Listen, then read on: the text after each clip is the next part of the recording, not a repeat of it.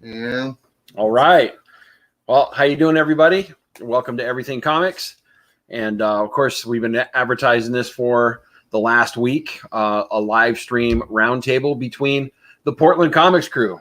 And so we have some of our content creators, buddies of mine that are out here in Portland.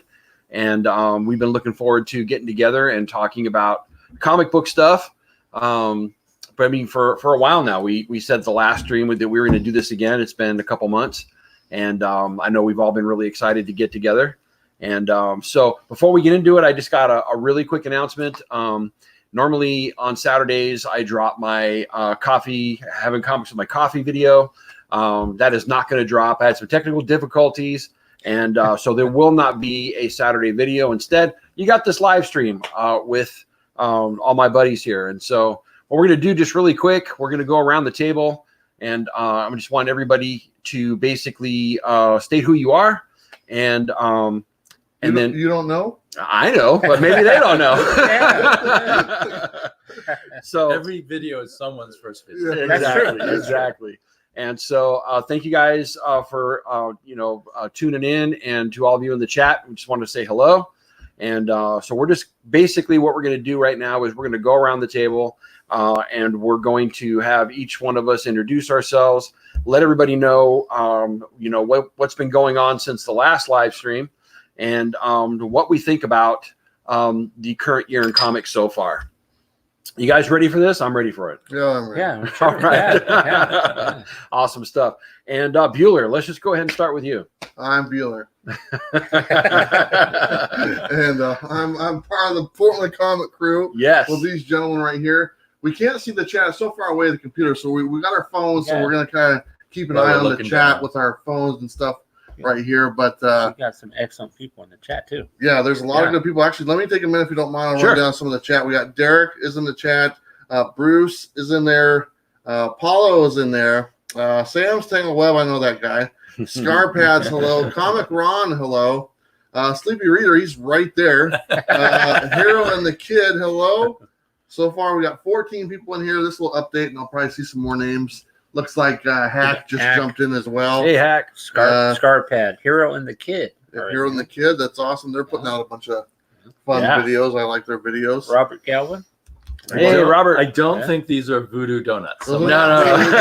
They're grocery store donuts, I see. That's right. I got grocery store donuts, and we got some beer and coffee and soda, a little bit of everything. So we're all good to go tonight. But, you'd have to wait like 2 hours to get voodoo donuts or something. Something like that. Yeah. Depends on which one you go to. That's true. But should be a lot of fun tonight, and looking forward to having a good conversation. Absolutely. But I'm not alone here. Obviously, Bob, Everything Comics, this is his channel. Yes. This is Bob. But not only that, we have this guy over here. Mm-hmm. Sam's Tangle Web, right here. What's that? Sam's Tangle Web. That's right. Sam's Tangle Web. Yeah. What do you got to say, buddy? I'm very thankful to be here at this round table, and I'm starting to get revved up as we go along for February, and I can't wait to see what the rest of the year has in store. So awesome stuff. How do you like how do you like what's been going on in comics so far this year? So far, can't complain too much. The art seems to be picking up pretty good, very good writing actually. Some series here and there hit or miss, and I'd like to see certain series not stop and then restart with a new creative people, but that's okay. So awesome stuff. Yeah, good to have you here, Sam. Yeah, come on, Damien. I am Damien, aka Sleepy Reader 666, and I guess I'm kind of in the process of trying to do more on my channel. Like I did a haul video today, which I haven't done in a long time, and I have a bunch of other ideas that I need to get working on. Yeah. But I am lazy. I'm not like some of these guys who do editing. It's either I can shoot it in 30 minutes and upload it, or I don't do it. Okay. Yes. That's awesome stuff. How about you? How do you like comics so far this year?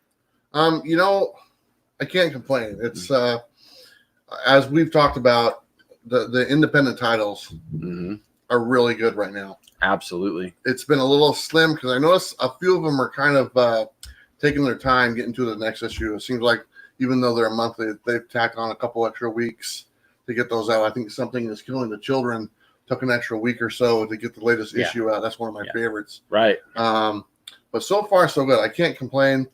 I like the new relaunch of the Guardians of the Galaxy. I didn't know if I would, and I picked that one up, after Donny Cates stopped writing that one. Mm-hmm.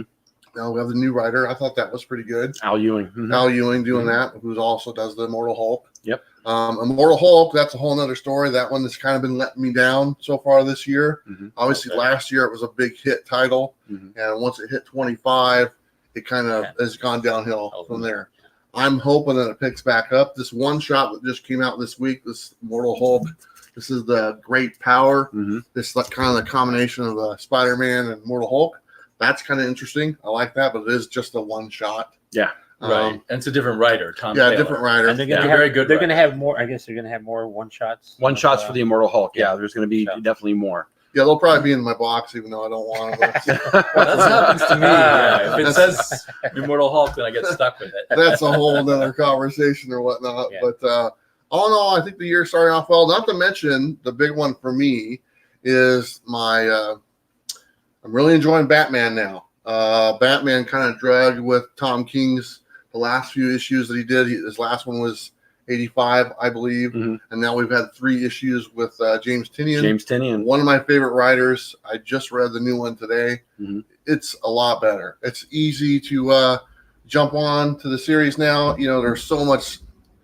The Tom King storyline literally lasted 85 issues. The storyline started from issue 1. It went all the way to issue 85. Yeah. And the most recent thing was the City of Bane. That was very up and down. Like 2 or 3 out of the 12 issues were good. The rest of them were just almost filler issues. Yeah. I don't feel like I'm getting that right now from Tynion, although it is only 3 issues in. Mm-hmm. But so far, so good. I'm looking forward to hopefully his run continuing. Somebody talked to me the other day, is he a placeholder for someone else? And I really don't know the answer. I hope that he's not. I hope that he's on that title for a while, but I've kind of heard he is maybe a little placeholder. There are hints DC might reboot around Batman 100. Yeah. That's what. And that worries me a lot Yeah. because it's getting really good. It's a great detective story right now. Right. With crazy villains, and that's what you want. I'm wondering if around issue 100 is when this Joker war is supposed to happen. Maybe that's that right there sounds like a likely thing. So, a great issue that you just brought up is the new Batman. What do you think about Gilliam March's artwork inside of that? Because I know the very first issue was Tony Daniels, and that was, I absolutely love that. And then the last 2 issues have been Gilliam March. What do you think about his art? Well, you got all butthurt because it wasn't Tony Daniels. I did. I don't know, you were like, what's going on? Like, what are you talking about? Tony Daniels has been signed by Marvel, I've heard. Oh, really? Oh, okay. So I think he's gone from DC for now. Right. Wow. I didn't mind it. I didn't even, honestly, I didn't notice a difference. I was more interested in reading the story and seeing what he was going to be writing. Mm-hmm. I honestly didn't take a lot of time to look at the artwork, and I didn't even notice that it changed until you pointed it out to me. Mm. And then I went back and looked, and I thought he does a good job. Oh, he does a great I like job. his characters. Yeah. I don't know what your problem is, but you're stuck in your I ways. was just expecting Tony Daniels. There was a feel to it that I really liked and enjoyed. But Gilliam March is a great artist. I like some of the things he's been doing with the villains. There's a different take there. Basically the Riddler is now a meth addict, pretty much. But there's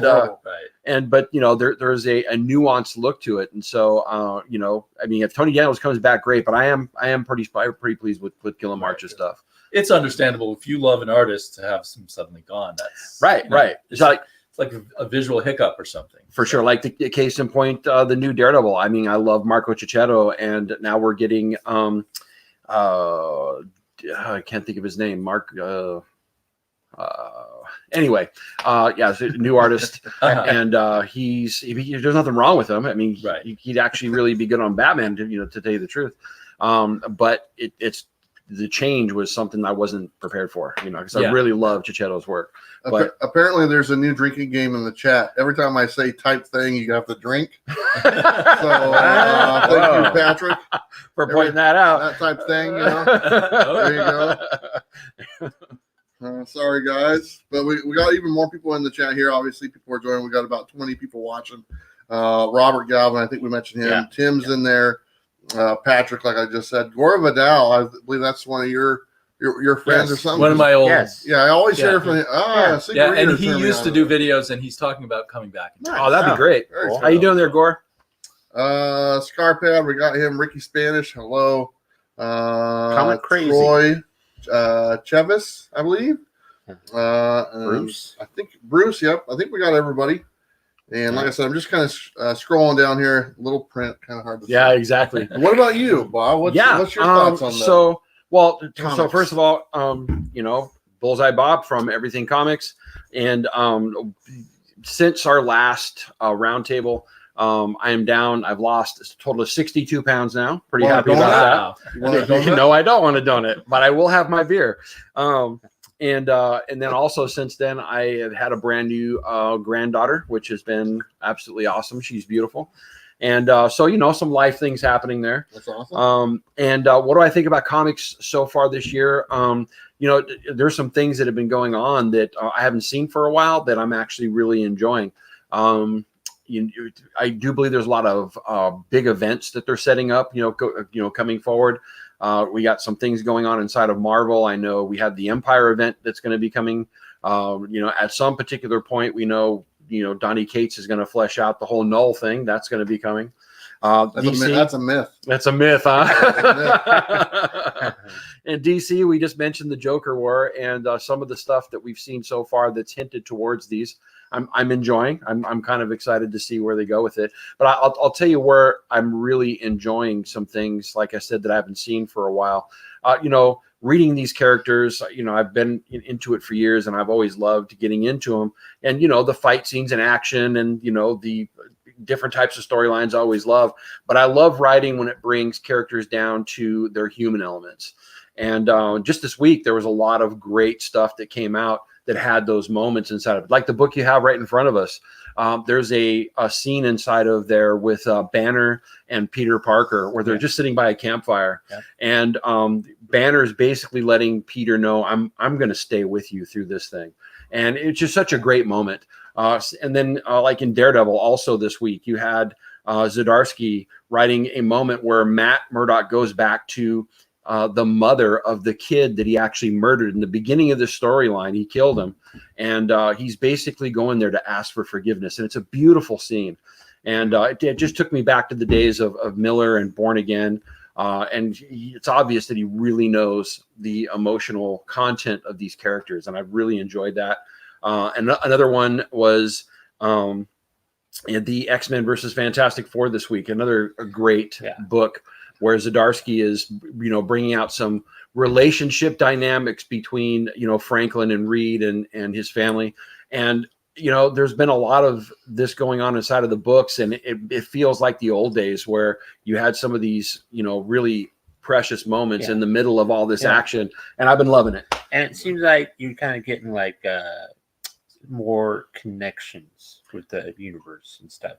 Like we've never seen Bruce Banner and Peter Parker sit down and have a talk, Exactly. That's something I've never seen before. Mm-hmm. And Daredevil, he's always full of angst and guilt and stuff, and that's and that he rises up to be a hero.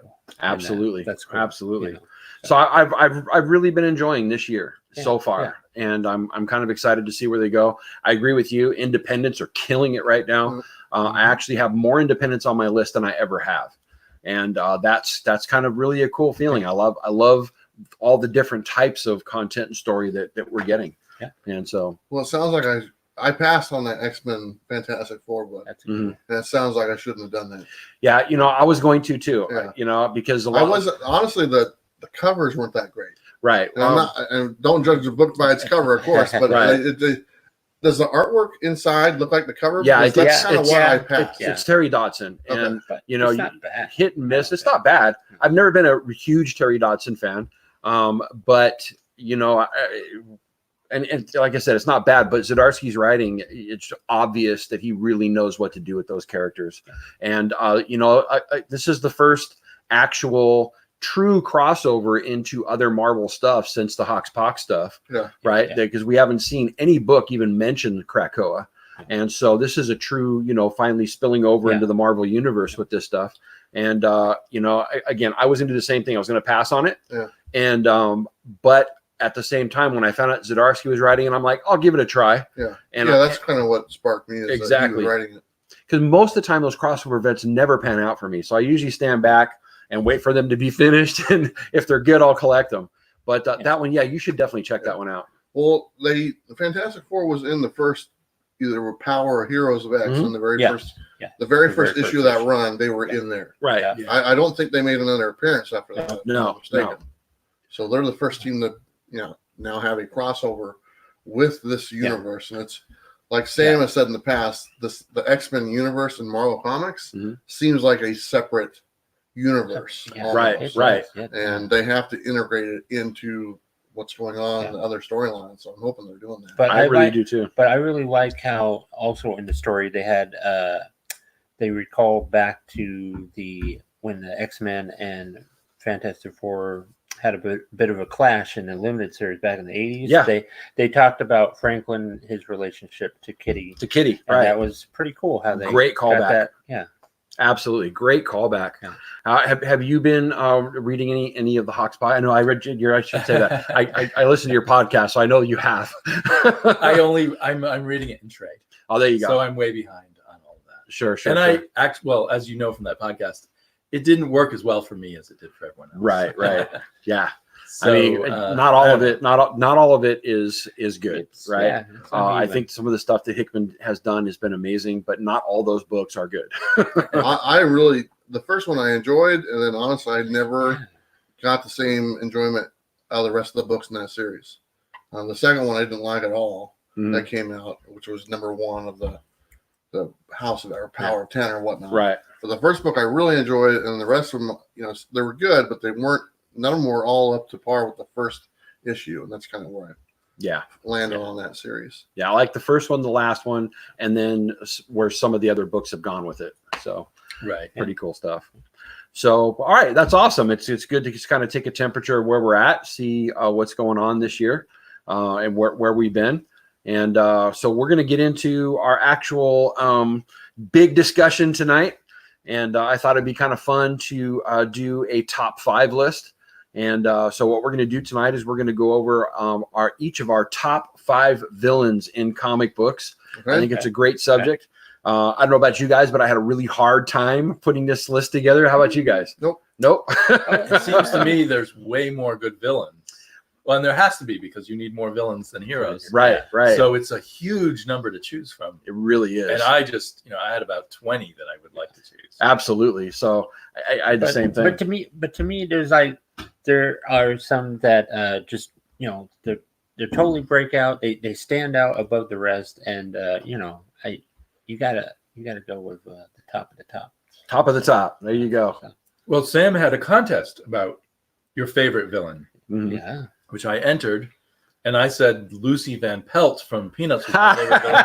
So I'm eliminating her from this. All right. No Lucy Van Pelt or Veruca Salt tonight, okay? Strictly comic book villains. So, but bottom line is, so we're going to go ahead and go around the table, and we're going to go with our number 5s first, all the way down to number 1. And here's the thing: if somebody else has your villain on their list and they're the first one to mention it, that'll be your time also to chime in about why you consider them your greatest villain, and especially where you have it on your list as well. And but we'll go ahead and make the rounds that way. I'm gonna go ahead and borrow one of your pens here. Really? Yes, because I wasn't prepared and didn't bring mine. And so it's not like you're the host. I know. So here we go. And what we're going to do is I figure we'll just go around this way. Since I'm moderating, I'll go last, and that way. Oh, really? Yeah. Okay. Well, look at you just setting the rules there. Setting the rules. And that way I can go ahead and keep it in motion and keep track as well. And so here we go. We're starting with our number 5. Travis, Okay. what is your number 5? So here's the deal. I looked at these gentlemen. I've tried to figure out what would they pick. Mhm. Obviously, we're looking at Sam Marvel all the way. Yeah. Okay. Mm. He's gonna pick Daredevil. People probably. Damien's a little bit of a wild card, to be totally honest, but still, you know, I watch his videos. I know what he's looking at and stuff. So I went a different direction with my comic book villains, Mhm. and the very first one I have is Serpentor from G.I. Joe. Nice pull. And I don't know how good you guys can see that, but Serpentor from G.I. Joe. Obviously, it's in comic book form, and also it was the cartoon that we all probably watched. I know I ran home from school, literally ran home to get there. I had like 10 minutes to get there before it started. I was like, okay, I gotta run home, get there. I just make it right when the intro is playing. Mhm. I don't know how familiar you are with Serpentor, but this is a villain. He's the head of Cobra after Cobra Commander, and he was engineered from different conquerors throughout history, like their DNA, like Genghis Khan. Mhm. A lot worse than that type thing. And they took all this DNA to manufacture this guy right here. And at least that's how they did it in the TV show, which is kind of what I go by. Right. Awesome villain. In the TV show, nobody ever dies. So he doesn't have any blood on his hands. Right. Everyone's firing lasers at each other, but nobody gets hit. Everyone just, the airplane blows up, they just fall down in a parachute, they're all good. In the comic books, he is more of a villain. There is more deaths that are caused by him. He's killed, everyone from the Red Church, if you want to use that, analogy, to actual main characters on the G.I. Joe roster. Awesome villain, kind of cool, great name, Serpentor. There was a little reference to him at the Super Bowl halftime show. It's kind of well, kind of. She was doing the Shakira was doing the Cobra la la la la thing. And she was. Is that what she was doing with the tongue? At least that's what I saw. So I thought perfect timing. Yeah, perfect timing. Serpentor. There you go. That's my number 5 villain right there. Really? She was doing that thing and you're going to pick it? That's awesome, dude. Yeah. Bring it back down to comic books. That's right. That's my buddy right there, man. Actually, that's a great pull for a villain. I remember him more from the comic books than I do the animated series.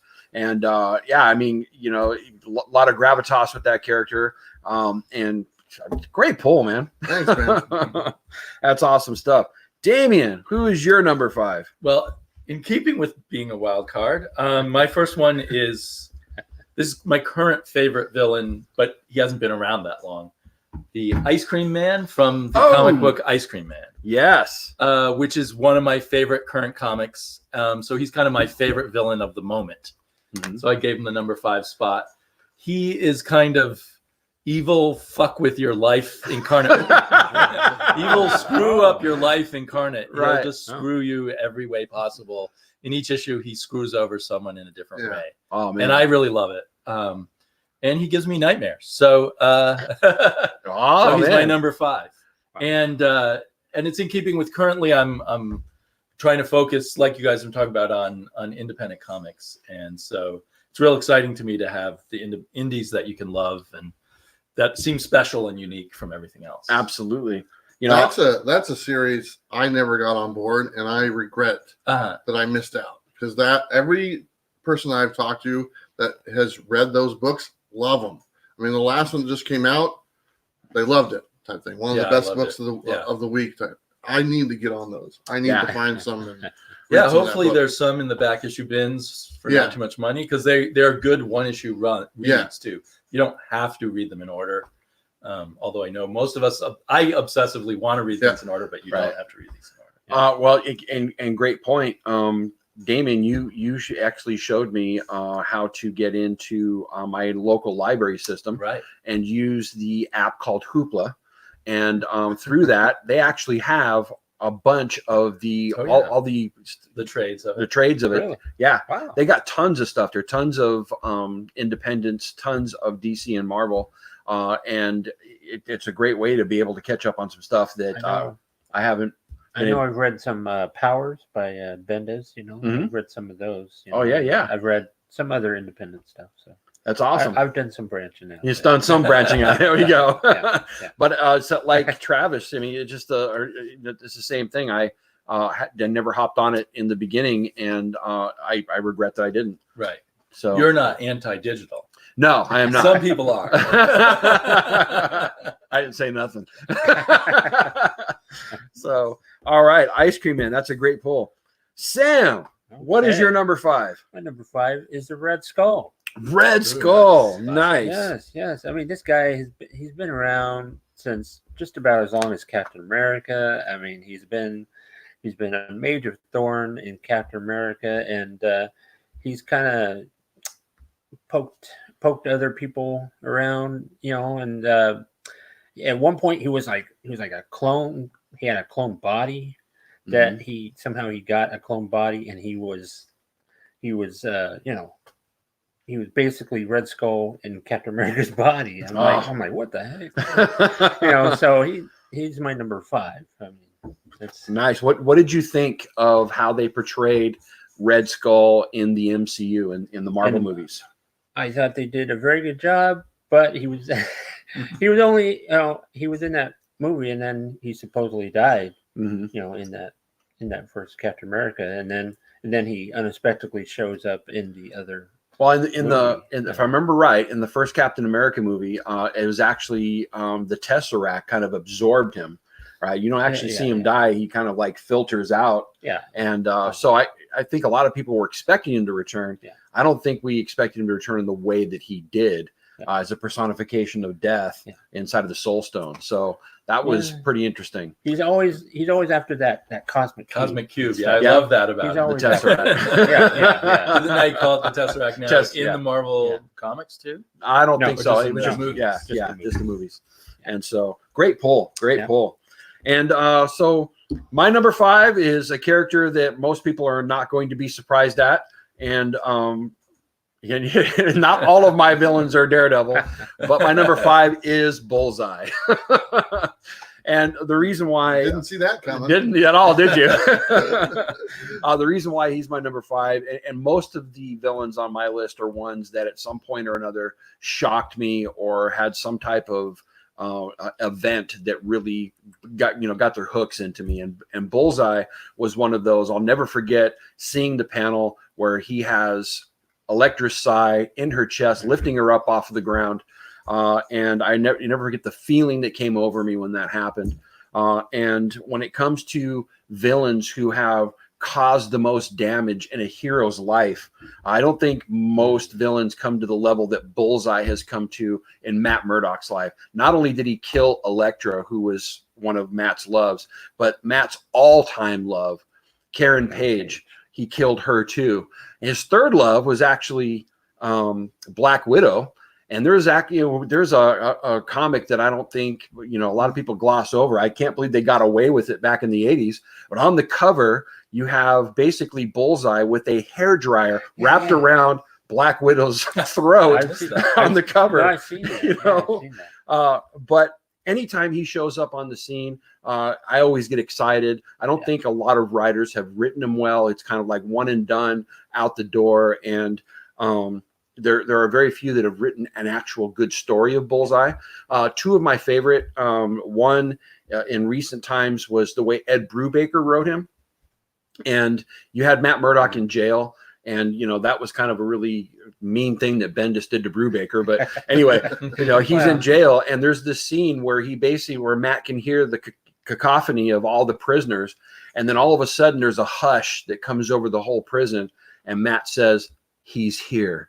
And the next panel, you see them rolling Bullseye in, kind of Hannibal Lecter style, and it's like for one person to, and there are many criminals in there, not just criminals but villains, for them to all start to hush because this guy comes rolling in. I thought that is the gravitas of who Bullseye is. That particular character, on a moment's notice, like a wire that just is touched, will go on a killing spree. And so one of my favorite villains of all time. The other book that I really loved was the Old Man Logan, right? When you have the scene where basically all of these villains come into the X Mansion and Wolverine's fighting them all. Yeah. The last one that he has to take out is Bullseye, and it says that they fought for a full 45 minutes. And I was like, oh, that's so cool. Yeah. And of course, you know, it wasn't Bullseye. Mysterio had put the wool over his eyes, and we find out that, you know, Logan had killed all the X-Men. But it was a great, with both Mysterio and Bullseye, the way that was written inside of that story. Loved it. And so Bullseye, my number 5. No surprise, I know, but it's a great choice. Yeah, I thought it would have been a number 1. But, oh, really? Yeah. No, we'll get there. We'll get there. Named yourself after it. I have. Whether that's a good thing or a bad thing. Yeah. And I didn't take him because that's my nickname. Not at all. And so, hey, man, what's going on inside of the chat? What are they saying? Well, let me say hello to a few more people. We got Freddie P. Hello. He says, "What's up, Comic Crew?" See the name. Yeah, Portland Comics Crew. Woo! Let's see. Paulo says Excalibur is insulting to the intelligence of middle school children. New Mutants is directionless. That's well, too bad. Paulo tends to have strong opinions. Yeah. Let's see. We got a few other people. Chaos and Comics is in here. He actually named his top 5. Apocalypse number 1, Bane number 2, Bullseye number 3, Magneto number 4, Thanos number 5. Nice. Those are his top 5. Mm-hmm. Let's see. Jean-Claude is in here. Vote for Kingpin. There you go. What about Tim Sheets? Tim Sheets is in here. What do you say? He says, love Bullseye in that Daredevil Netflix series. Oh, he was great. Yeah. Coffee Breath is in here as well. Let's see. The Com Club. I think we said hello to him. Mr. Rob C. Hello, fellas. Sam, like the shirt, dude. There you go. There you go. Yeah. Let's see. Scrolling down here. Gore Vidal, like I said, Ice Cream Man is a modern day Twilight Zone. Would that be right? Yeah. He agrees. Sleepy Reader agrees. A scarier, more violent Twilight Zone. Joker is probably on everybody's list. That's what Jean-Claude says. He's actually not on my list. He's not on Maybe, I don't know. I Maybe. purposely didn't put him on my list, and I'll get to that. We all probably purposely. I want to hear this story. And then we have Tiger's Tail. I think that's right. If I live in Portland, I would love to be a part of your group. Been collecting for 35 years now. Love you guys. Thank you so much. Thank you. That's awesome. This is a pretty neat group. When we're actually there's another local gentleman. His name is Hack. He's always in the chats. We've invited him to join us down the road. He's a local here in Portland. He actually just started doing YouTube videos. He was mainly on Instagram in people's chats, and then just recently he actually did his first live stream yesterday. Oh, that's awesome. Everyone go subscribe. I need to go subscribe. There you go. Yep. Is he in the chat right now? I thought I saw him in there. If not, He he'll was. probably jump in. In the very beginning, he was there. He was definitely there. He was going to a movie tonight. Subscribe to you right this minute. Okay, so I'm up next. Yes. Travis, Okay. what is your number 4? Okay, sticking with the same theme of the cartoons and also comic books. This is a cool factor, not necessarily like a horrible, evil mastermind, villain, but he is a villain. This is Soundwave from the Transformers. Yes. Soundwave was the transformer that would transform into a stereo. Right. That's his transformation into a stereo system. It doesn't get much better than that. Not to mention that, but he also had tapes. And the tapes were his like little critters that would come out, like eagles and like cats and stuff like that. So Bueller, really quick. For those inside of the chat who do not know what a tape is, can you please explain that? Yeah, go ahead. Yes. A tape is a little thing. It goes through a thing and put it in there and you play the thing. That's what a tape is. Okay. Cassette tape, right? Cassette tape, Yeah, there you go. Cassette tapes. It was 8-track. It was cassette tapes, and it was CDs. I don't even know what it is now. It's all digital, and I don't even know. Right. But this guy was a tape player. And great villain, very cool. Not to mention the voice. Have you ever heard this character voice on the cartoon? You never forget it. It's that I can't do it, but Yeah, you it's gotta- so cool. Really This get it. is my cool factor villain. Like I said, he's not tremendously evil like in the books and Mhm. stuff. Obviously, it's robots fighting robots, so there's no blood and guts or nothing like that. But my cool factor robot, Soundwave Transformers, that's my number 4 pick. That's awesome I stuff. think you're the real wild card tonight. Yes. That's what I tried to do with my list. Soundwave wasn't Soundwave in the actual Transformer movies, or was that Shockwave? Do you remember? Soundwave, I think he was in the movie. I think he was too. Yeah. Yeah. You mean the cartoon movie? No, Or the live action live- movie. Live action movies. Oh, I remember there was like a transistor, or no, I'm sorry, there was like a little CD player Yeah, that there people was. thought it was that might have been Soundwave. No, Oh, okay. Maybe. I think that Soundwave like turned into like a satellite or something. I don't know. Right. But as far as the movies go, I don't know what the hell was going Yeah, on. Those movies are just out there. Hopefully, Yeah. hopefully the movies get better Hopefully. someday. Hopefully. After 9 of them, you think they would have. Maybe if they took it out of Michael Bay's hands. Yes. It's a cartoon. That's the one you got to watch and then read the comic book. Absolutely. That's awesome. Great pull. So far, I'm loving this, guys. Damien, what is your number 4? My number 4 out of the pages of Batman is Ra's al Ghul. Yes. And this is, I don't know if this is his first appearance in this issue, but this was the first storyline with him in it. And I think of it as very revolutionary at the time. A villain who, first of all, thought he was a good guy, was an equal or greater than Batman at the time, and had the whole weird thing of the daughter who's in love with him. And for the late 1960s, this, or maybe early 1970s, this was a really advanced villain, and I fell in love with him when I first encountered him. I do think he's a bit overused at this point, maybe. Mm-hmm. But I thought he was great in the Batman Begins movie, and I just think he's done right. Is just one of Batman's best villains, and I like the fact that he's not one of the crazy clown type villains. That he's a different kind of villain. So anyway, I've just always loved him. You got any favorite stories that he's been in that you can think of? I always think of this original one. Yeah. You know, the first one you read as a kid always Yeah. leaves a big mark on you. So I noticed. I like his appearances in the Grant Morrison Batman run. That's Yes. nice and wacky and fun. And I love his daughter too. Love is the wrong word, but I mean, I think she's a great nemesis for Batman too. Talia al Ghul. Yeah, absolutely. A cool thing about that, and because Neil Adams came up with that character, Mm-hmm. he always looked at Batman as Sherlock Holmes. And Right. Ra's al Ghul was Moriarty. Moriarty. Right. That's who that character is based off of, is Moriarty. And that's what's it's so great Sherlock's- about it. Yeah. It's Sherlock's counterpart, but evil. Right. Thing. Yeah. Someone who is completely your equal, but evil. Yes. But they kind of focus more on his craziness over time, and I would like them to get back to more his cunningness. Are you reading the new one right now that Adams is doing? The Batman versus Ra's al No, Ghul? I kind of gave up on Adams. Yeah. But maybe I should. Are you getting anything out of it? It's no. I got the first couple issues and I was like, I had a moment of being tempted because it was Adams going back to Ra's al Ghul or Ra's al Ghul or however you pronounce it. But I've been burned by a lot of Adams. Yeah. Modern work. Somebody take the pen out of his hands at this point. I mean, his art isn't the same, but it's still pretty good art. But the writing is just, he needs to admit that he needs a writer. And how I about want take the to admit microphone out of his face? Yeah, there's that too. There's that too. And you just said something that's pretty poignant. Did you always call him Ra's al Ghul, or did you at one point call him Ra's al Ghul? Because that's always a point of contention.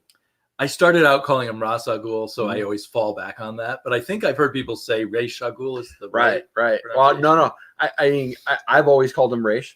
Right, That's and wrong. it's wrong. Neil Adams is so pissed about Yeah, anybody yeah. that calls it Ra's. He's like, he'll correct that in a second. Yeah. It's Ra's al Ghul. Well, I mean, I love Mr. Adams, but you have to live with whatever people decide to pronounce things. Yeah, True. It's written down. If it was in a movie, I can't even remember what they said in the movie. Well, they don't even call it the right in the TV show. I mean, They don't. They call it Race, or if I'm not mistaken. They when do. took Right. it off That's of why I it. started thinking I was wrong for Yeah. calling him Ross. Right. And then actually in the movie, fun fact, they say it both ways. They're not helping us at all. No. So that's good. Great pull for your number 4. And so Sam, what is your number 4? Well, some people might be a little bit surprised, just a teeny bit. I decided to go with Loki as my number 4. Loki. Yeah. I mean, this guy, Thor's stepbrother. I mean, he has been a big time thorn in Thor's life, and then he was responsible for creating some villains to go against Thor. There, Absorbing Man, the Wrecker, and a few others here. But it's just he's always after power and to rule Asgard.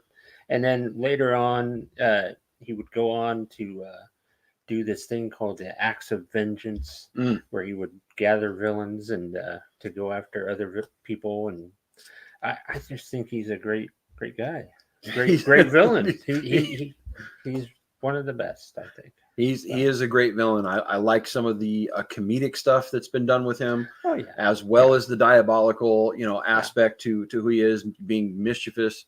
I think that the first iteration of Ragnarok they did, that was some of the best Loki stuff that was written, and that's a great pull, Sam. Yeah, for sure. Look, did you like the new Loki? What do you mean new Loki? The book.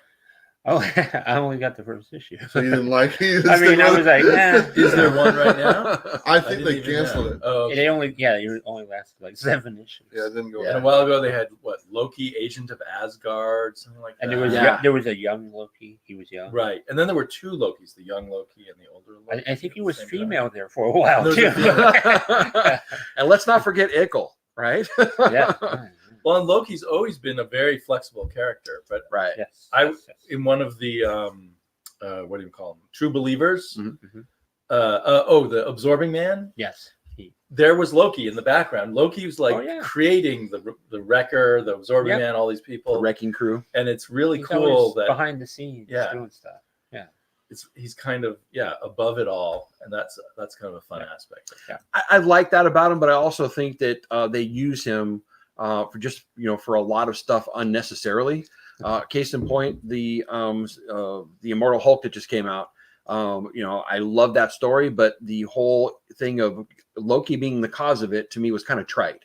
And it was like they just, as an excuse to get through it, Tom Taylor just used Loki to do it. He's too easy, maybe. Too easy, exactly. Too accessible. So, but great pull for your number 4. That's awesome, man. So, okay, so my number 4, you know me, I love the Flash, and he's one of my favorite heroes, and I love his Rogues Gallery.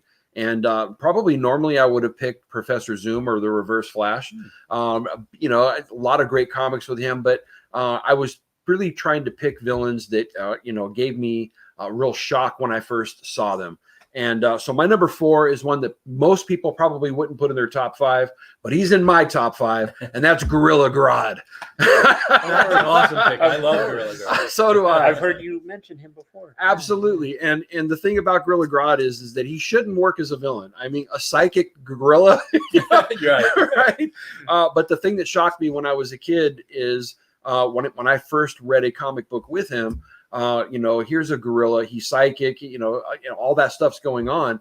But for whatever reason, he is able to think fast, and he's actually been able to reach out and stop the Flash. And I remember reading that and thinking, oh crap, and I think there's some really, really well done stories with Grodd. One of the things that I've always hated about any of the superhero stuff that's come out on TV. I don't know about you guys, but Batman 66, when I was a kid, that was my first introduction to superheroes, was the Batman 66 TV series, and they embraced the villains inside of that, right? I mean, you had them all. Even though they had a Joker with a mustache on. I mean, I don't ever understand that, but he wouldn't shave it. He wouldn't shave it. I know. Do it.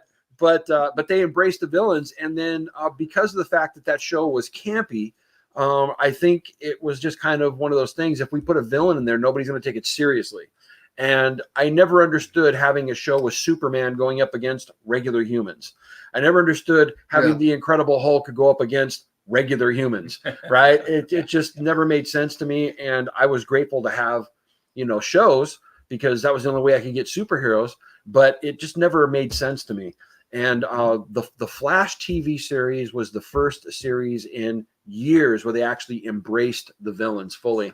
And in the last couple of years, I got a live action Gorilla Grodd in the Flash TV series, and I was loving every second of it. That's pretty good. I thought they did a good job with it. They did amazing with it. They spent all the budget on it, but that was pretty good. This is for sure. I gotta say, I got hooked into that Flash series. I know you did. As a matter of fact, I was watching your video last night, and on your wall, one of your haul videos. Oh, you saw the Flash saw, poster? Yeah. So you're a closet DC fan, Sam. You just got to admit it. Man, we don't want to crack that door wide. He's in the closet. Absolutely. Have you guys ever heard this kind of like a comic book urban myth that whenever they put a gorilla or giant monkey on the cover, that the sales went up? Is it really? I've never heard that. This is from the 60s. Right. You can see in a lot, they do that a lot in old DC Silver Age comics. They put a giant monkey or a gorilla on. Wow. I wonder if that's interesting. The origin of Gorilla Grodd, but probably maybe not. But I just sort of made that connection in my head. That's awesome. I never heard that before. But again, what they did in the TV series mirrored what they did in the comics. There's this great scene when you get your first altercation between the two characters, and Flash goes about 3 miles out and starts running because he's going to do the psychic punch. And right when he gets up to Gorilla Grodd, he just grabs the fist. Yes. So there you have it, guys. That's my number 4, Gorilla Grodd from The Flash. So awesome stuff. And so here we go with our number 3. Nobody's had any duplicates yet. Not yet. Pretty cool. Yeah. What's going on in the chat there? So we got 30 people watching. Oh, thanks a lot, guys. So that's Thanks for joining. Awesome. The Old Comic Smell, I believe they just joined. Hello, how are you? We got a few people listing their top 5. Mr. Rob C said Galactus number 1, Thanos number 2, Loki number 3, Doctor Doom number 4, and Mysterio number 5. Coffee Breath said Doctor Doom number 1, Magneto number 2, Apocalypse number 3, Mephisto number 4, and Starscream. I like that one. Starscream, yeah. Very nice.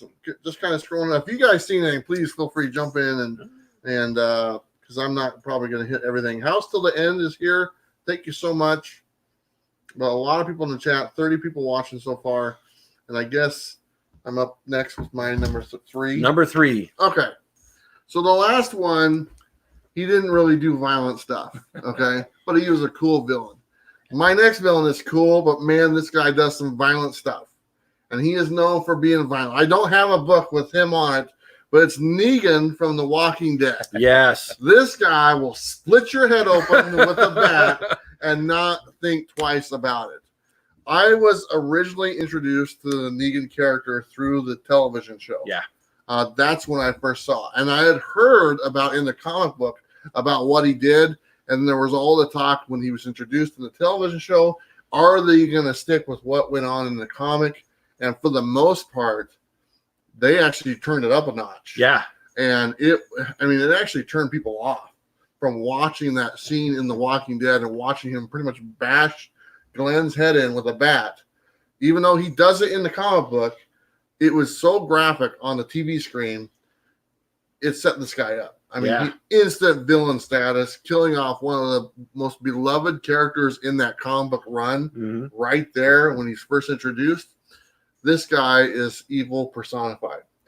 The interesting thing about the Negan character, the Walking Dead series just ended. The very last line of The Walking Dead, where Kirkman writes, and Negan is still alive. He's not in the book. He's not in the last issue. It says, and Negan is still alive. Yeah. And even who knows? Do they do something for that? Because he kind of writes a little note to the fans, and that's what he says the very last line. Negan is still alive. So for a villain to get the very last quote is literally for Negan. That's how much that character meant to that series. Absolutely. So that's my number 3. Great pick. Negan is actually on my honorable mentions. I think as a comic book villain, he worked very well. I also loved him inside of the show as well as the comic book. And, again, I don't know, fun fact, but the actor who played Glenn, when he was reading the comic book, he basically went to the producer and said, please let me go out like that, because that was the best comic book page I've ever read. It's brutal. It's brutal. It is brutal in both comic book form and in television form. I mean, they held nothing back on both areas of that. Absolutely. It left a mark. I mean, it left an impression for people that has lasted ever since he showed up. Absolutely. Now I remember the anticipation inside of the show, right? And I kind of knew who was going to go. There was, some speculation on who else would go. And so I knew Glenn was going to go. And then, I can't remember the other character's name.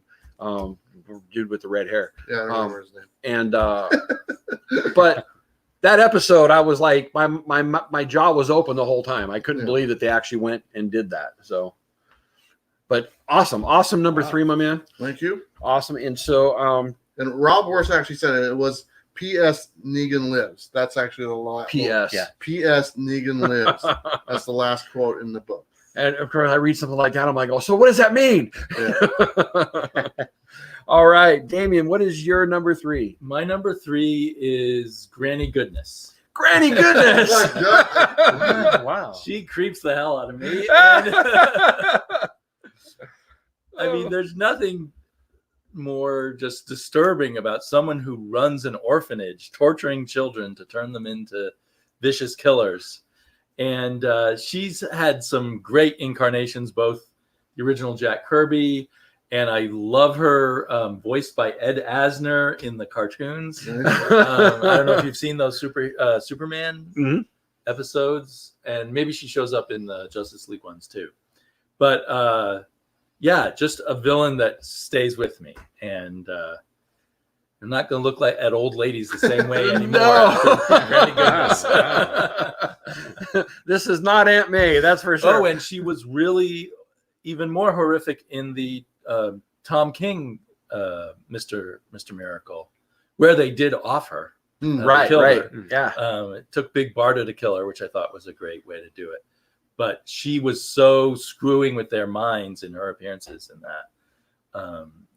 Just a nightmare. Yeah, for sure. I remember those episodes, on TV when I was a kid.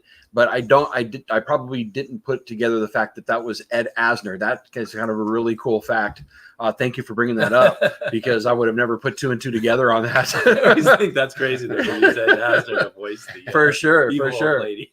And I love the pick, because that one is like, that was completely off my radar, and I'm like, oh, there it is. But you're right, totally diabolical and creepy. Again, my picks mostly go back to my childhood, because an early thing I read was a Mr. Miracle issue where he goes back to Apocalypse and Granny Goodness tortures him. Right. So, I mean, it just really left a mark on my brain. Yeah. But Ed Asner helped a lot too. So did you think Ed Asner was creepy after that? No, it does change Ed Asner in my view. That's good stuff. That's a great pull. All right. So, Mr. Sam. My number 3 is a Green Goblin. Green Goblin. Yeah. I knew you were going to have some Spidey villains on here. You had to. I mean, this guy, when he first shows up, he's riding on like a broomstick or something, some kind of mechanical broomstick. Thankfully, that didn't last. He got a thing called a Goblin glider, and began flying around and, doing little, taking over little mobs here and there, and then finally got captured Peter Parker and said, "Hey, I'm Norman Osborn. Hey, how you doing?" and it was on from there, and he became a major thorn in Peter Parker's life. So absolutely, I love how he's like his best friend's father. That made it so disturbing. And he got killed, and he was dead, but they found a way to bring him back. And I won't say some of the stories have been great, but he been in some pretty good ones. Absolutely. Yeah. Green Goblin is one of those that, when I was growing up, he was just part of the Rogues Gallery for Spider-Man. But over time, they have really built out Norman Osborn and made him so major that I've really enjoyed even some of the later incarnations that they've done and some of the, ways that they've taken him. Yeah. Because, for the longest time you had, was he dead? Was he not dead? And they bring him back at this point, and then but now he is such a major player that people are actually surprised that he is not in the movies, in the current movies, and that they haven't done exactly that thing and made him a major, a player in the whole scene of New York. And I think we may get some of that going forward. But I have to say though.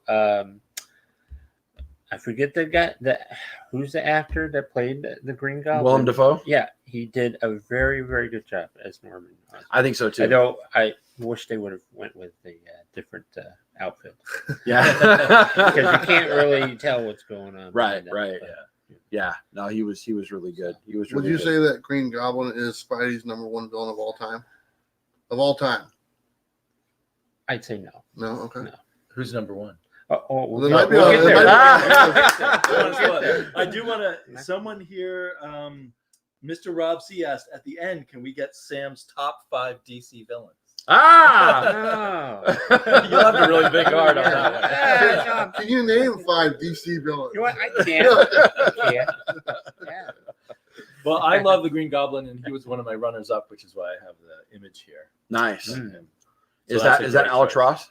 No, That is looks John like Romita. Romita. Oh, Yeah. John Romita. Wow. This Yeah. is from Nice. a magazine they tried at 35 Back in cents the during the 12 late cent or 60s. 15 cent period. That sure does look like an Alex Ross, doesn't it? Yeah, very Yeah. much like I Alex think Ross. But Alex Ross might have done like An homage cover. homage to that, cover yeah. to that.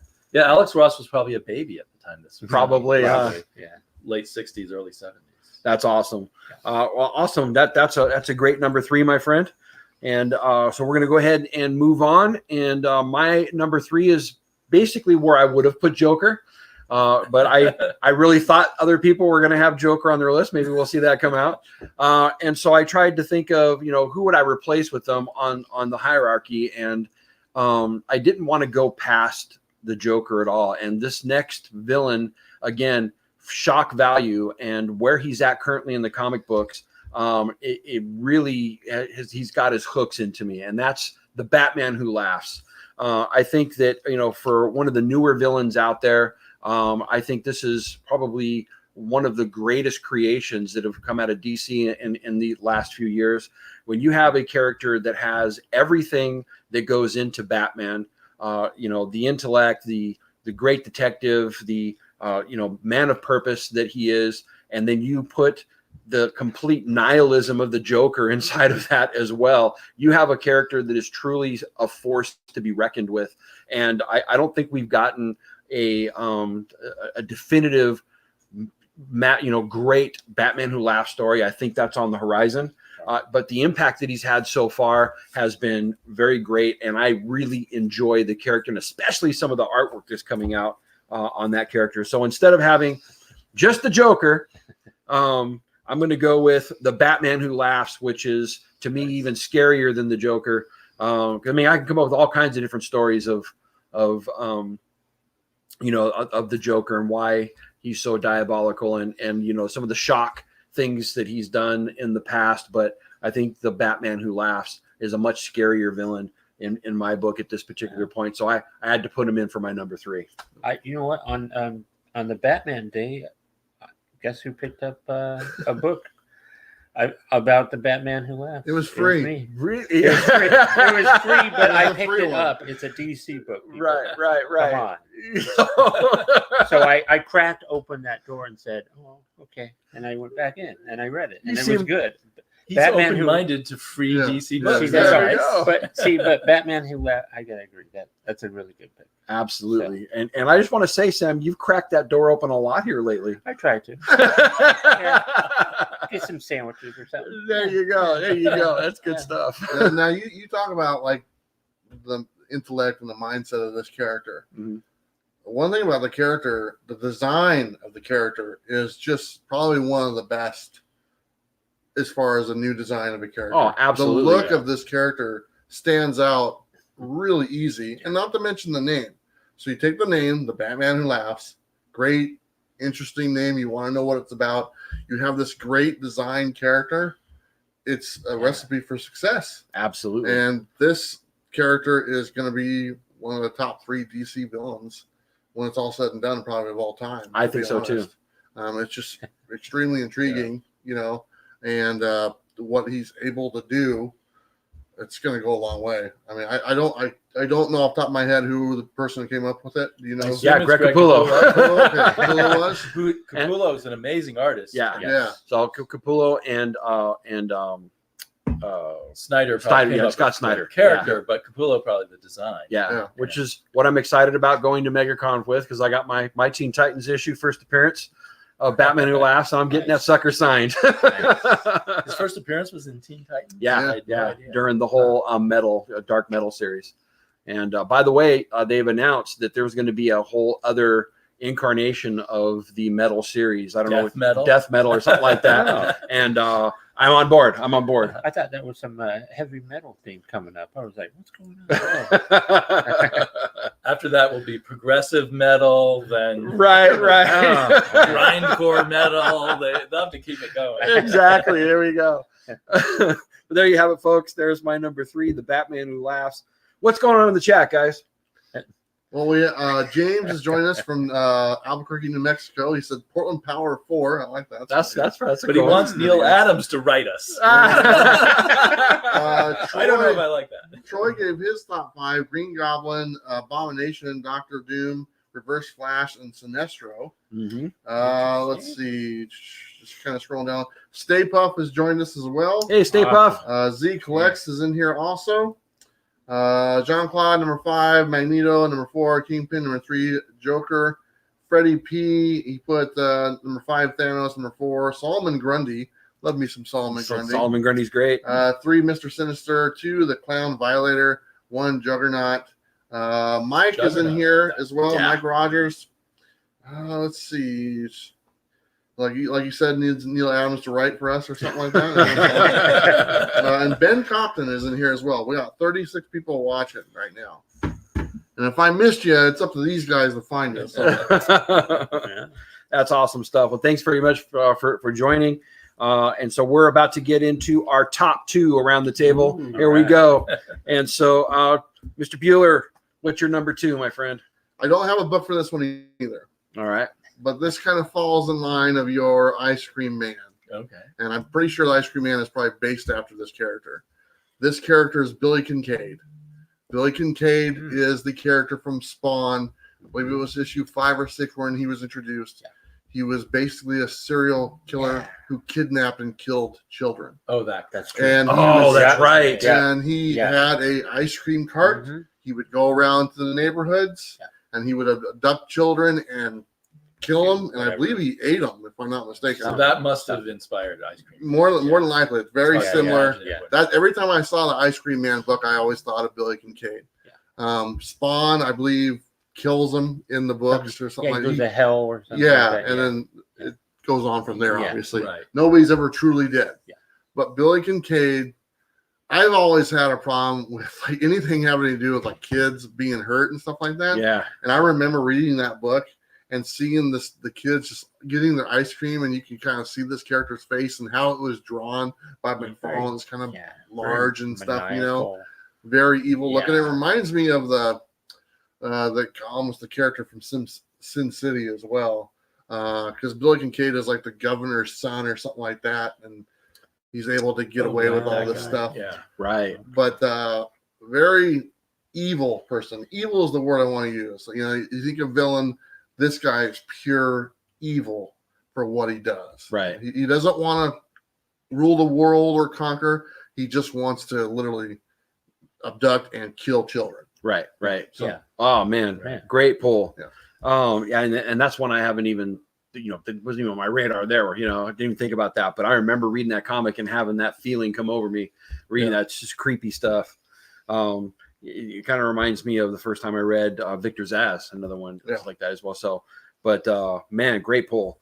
And a Spawn villain. You got a Spawn villain on here. Man, I'm Spawn, Walking Dead, Transformers, G.I. Joe. I only got one more to go. There we go. No Marvel or DC yet. No, exactly. On the outside. All right. So, Damien, what is your number 2? My number 2, is Brainiac. Oh, that's Superman's that's such a good one. Longtime villain. I'm a big Superman fan, and I thought about Luthor versus Brainiac as a choice. And I love sci-fi, and I love that idea of this kind of crazed collector computer. And it just seems like such a great foe for Superman, kind of at the right power level for him. And I also love, there's so many different versions of Brainiac. So this version is like a really... I remember that. One. Yeah. It kind of reminded me of from the late 80s, I think. Yeah. Anyway, I love that there's so many different versions of him. I love characters that are kind of flexible, like Loki, that different writers can use in different creative ways. And Brainiac's always stood out for me that way. And I love robots, or in this case, I love to hate this robot, but I like that robotic side. I've always tried to puzzle over the Brainiac 5, who somehow is a relative of Brainiac, who is a robot. Right. I never knew how that worked. Brainiac 5 in the Legion of Superheroes. And Brainiac 5 is good. And so anyway, but that was always intriguing to me anyway. I always thought Brainiac 5 was DC's way of trolling the Vision. He ended up having a romance with Supergirl. Right. Again, trolling the Vision. Right? True. Good point. Brainiac was going to be the villain in the Kevin Smith Superman movie. Oh, right. That was Nicolas Cage. Superman Lives. Yeah, Nicolas Cage is going to play. Glad that have you seen the screenshots of him? Yeah, Nicolas Cage as Superman is bad, but Brainiac would be great in the movie. They actually had a similar design to the second one you showed, I believe, of Brainiac, and that's kind of the one that they were kind of go for, I believe, in that movie. But yeah, Kevin Smith had this whole elaborate thing as far as that movie. It never got made, obviously, but that would have been nice to see Superman and Brainiac and not Nicolas Cage as Superman. Yeah. Even though Nicolas Cage is a huge Superman fan, I mean, you have to give him credit on that. He guys, he's got comic book bona fides. I mean, he even called his son Cal, because Kal-El. And but if you haven't seen and a comic collector, and a huge comic collector, yeah, Action Comics #1 was I don't know. Yeah, he owns a copy. He owns a copy of it. Yeah. And Brainiac is, to me, so good that they're these direct video Lego movies, and he was a standout in one of those that I watched with my daughter. We've watched it over and over again. Oh, that's awesome! And they really emphasize the fact that he's this nerdy collector who wants to keep his collection in proper condition and stuff like that. Brainiac is in the new Krypton, and that's an amazing iteration. I haven't seen that show. Yeah, I want to watch that. It looks. I think I saw the first pilot episode. It looked really good. It's actually really well done, and I was very surprised because I'm like, a show about Krypton, about Superman's grandfather. It wasn't something that interested me, but it's really well done. And when they bring Brainiac on the screen, he looks amazing. Wow. And just having him there, as soon as they mention his name, there's again that feeling that comes over you. Oh crap! And so if you haven't seen, there are versions where Brainiac was a creation of Kryptonians, perhaps of even Jor-El or something. Right. So there's lots of different versions of Brainiac, but I kind of like that they're able to do different things with him. Absolutely. There's a question in the chat for you here, Damien. It says, what percentage does Sleepy Reader read digital versus physical? I would say about 25% digital. I mostly do digital, filling in the gaps, or I do a lot of Marvel Unlimited. Nice. Sometimes I read something digital that I have physical because it's easier if I want to reread it to just quickly go to the digital if it's already on Marvel Unlimited. But I still prefer physical, but on the iPad, I kind of, digital is okay. Yeah. On a phone or a computer screen, not so much. Yeah. That's a great question. I actually do a lot more digital myself because of the fact that I get impatient and there's holes in my runs and there's some back stories that I want to read. And so with the Marvel Unlimited app, you can't go wrong with it. Right. So I do probably a lot more digital than I give myself credit for. I actually tried to read a digital comic on my phone the other day. It did not go well. It's painful on a phone. What am I missing here? I think I had to switch over to my laptop to finish it. Right. My wife would kill me, but I would like to get an even bigger iPad just to read comic books on. Right. For no other reason. Exactly. Hey, we got 40 people watching right now. That's hey, awesome. guys. Awesome. Wow. Herminio Reyes, hello. I always pronounce the name wrong. He put out there number 5, Bane, number 4, Apocalypse, number 3, Doomsday, number 2, the Kingpin, number 1, Carnage. Honorable mention that damn thing that's killing the children. Yes. That's awesome, man. That's awesome. Yeah. Well, it's not awesome. But yeah. Absolutely. So, well, thank you guys for joining. Appreciate y'all very much. And we're having a great time. Yeah. Mr. Hold on. What was that? Sean.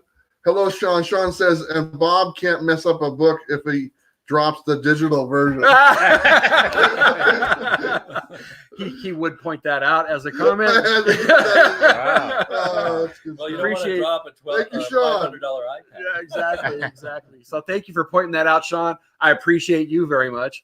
That's good stuff. So Sam, what is your number 4? Well, I think or number 2. Sorry. I think you can kind of tell where I'm going here. Number 2 is Dr. Octopus. Doc Ock. Nice. I mean, he's been there from the beginning. I mean, practically.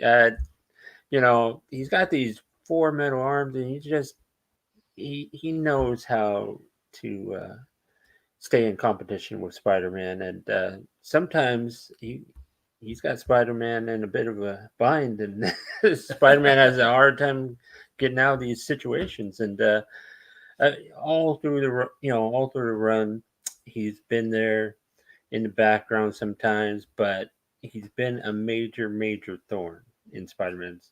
And at one point, he even took over being Spider-Man in the slot run. Mm-hmm. So I'm like, that's a big thing. That's the superior Spider-Man, right? Superior Spider-Man. Yeah.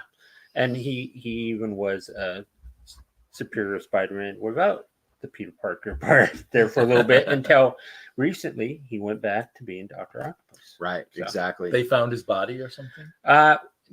There was some kind of thing. I think it was a comic books. I think it was On the next page. I think it had something to do with Mephisto or something. That darn guy. Right. That's an honorable mention, by the way. Yeah. Mephisto. When it's not Loki, it's Mephisto. Exactly. Yeah. Get out of jail free card. I mean, Dr. Octopus. That's a big key right there. He's a great character. Yeah, absolutely. And he's kind of like the evil nerd versus the good nerd, because Spider-Man, Peter Parker, is the good nerd. And he's always been known to be impressed by Spider-Man's smarts and stuff. So, and wants to prove he's smarter. Yeah. Right. Yeah. Exactly. Superior. Yeah. I think probably one of the best translations from comic to movie, as far as villain goes, was the Dr. Octopus. Molina. Molina. Right. Yeah, that was very good. Just obviously, I think number 2 is the best one out of that series. Yeah. And I think that character is what made it so good. Absolutely. I was going to say the same thing. Alfred Molina's portrayal of Dr. Octopus and the way they portrayed the gravitas between Peter and him. And then also the action. The action was probably the first time I was wowed. I was like, that's comic book. So that's comic book / Evil Dead right there. I know Sam Raimi.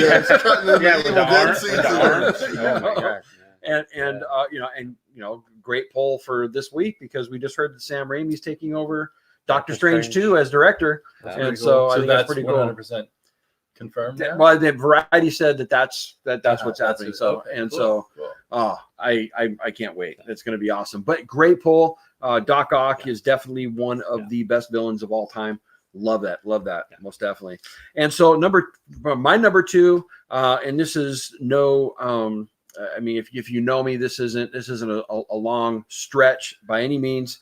But out of the X-Men universe, this villain probably had one of the most shocking moments in comic books to me, and that's Magneto. I've always loved the Magneto character. I've loved the costume. I love the juxtaposition between him and Charles Xavier. But the reason why I picked this character was for one moment in comics that just blew my mind as I was reading it. And you guys probably remember it. It's that moment when he pulls the adamantium out of Wolverine. Yep. I was jaw dropped on the floor. Oh yeah. I never thought it would be possible. And he did it, man. One of the best shocking moments in comics. And that wasn't Jim Lee that drew that. Was that Jim Lee? That wasn't Jim Lee. That wasn't Jim Lee. Exactly. That's a major thing there.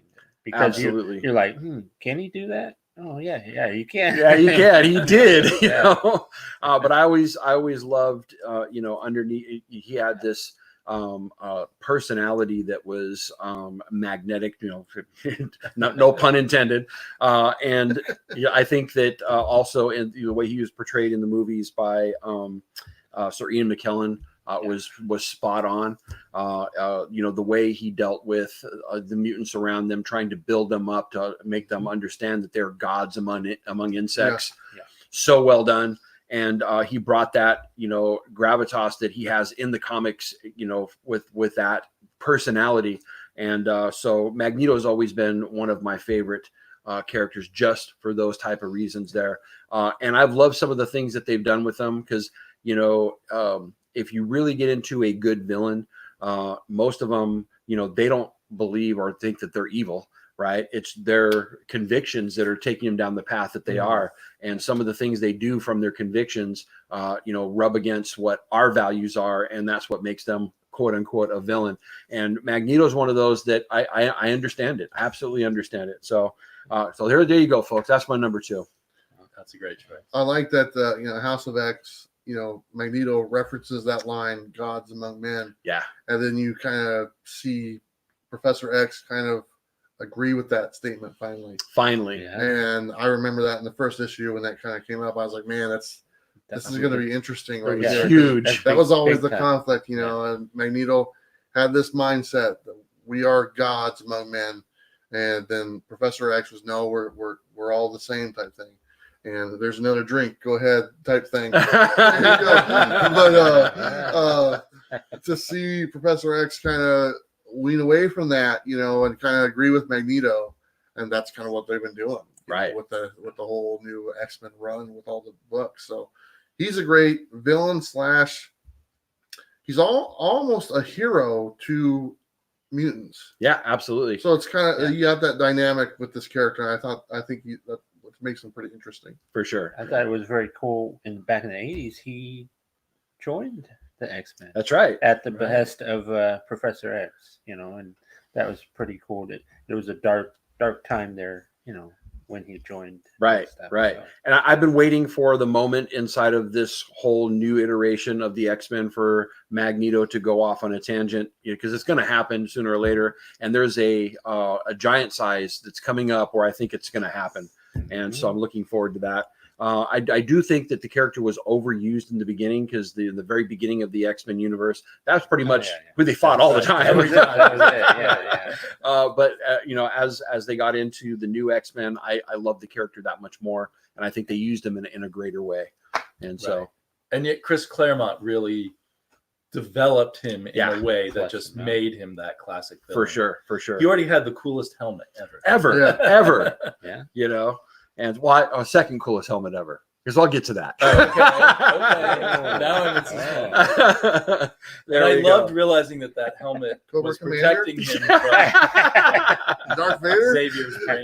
There we go. So there you have it, folks. So there's our number 2s, and here we go. Oh my God. We're almost into the number 1s. Right. And so what's going on in the chat, my friends? The Comic Club says, when I was a kid, Doc Ock was my favorite Marvel villain. He was the ultimate mad scientist.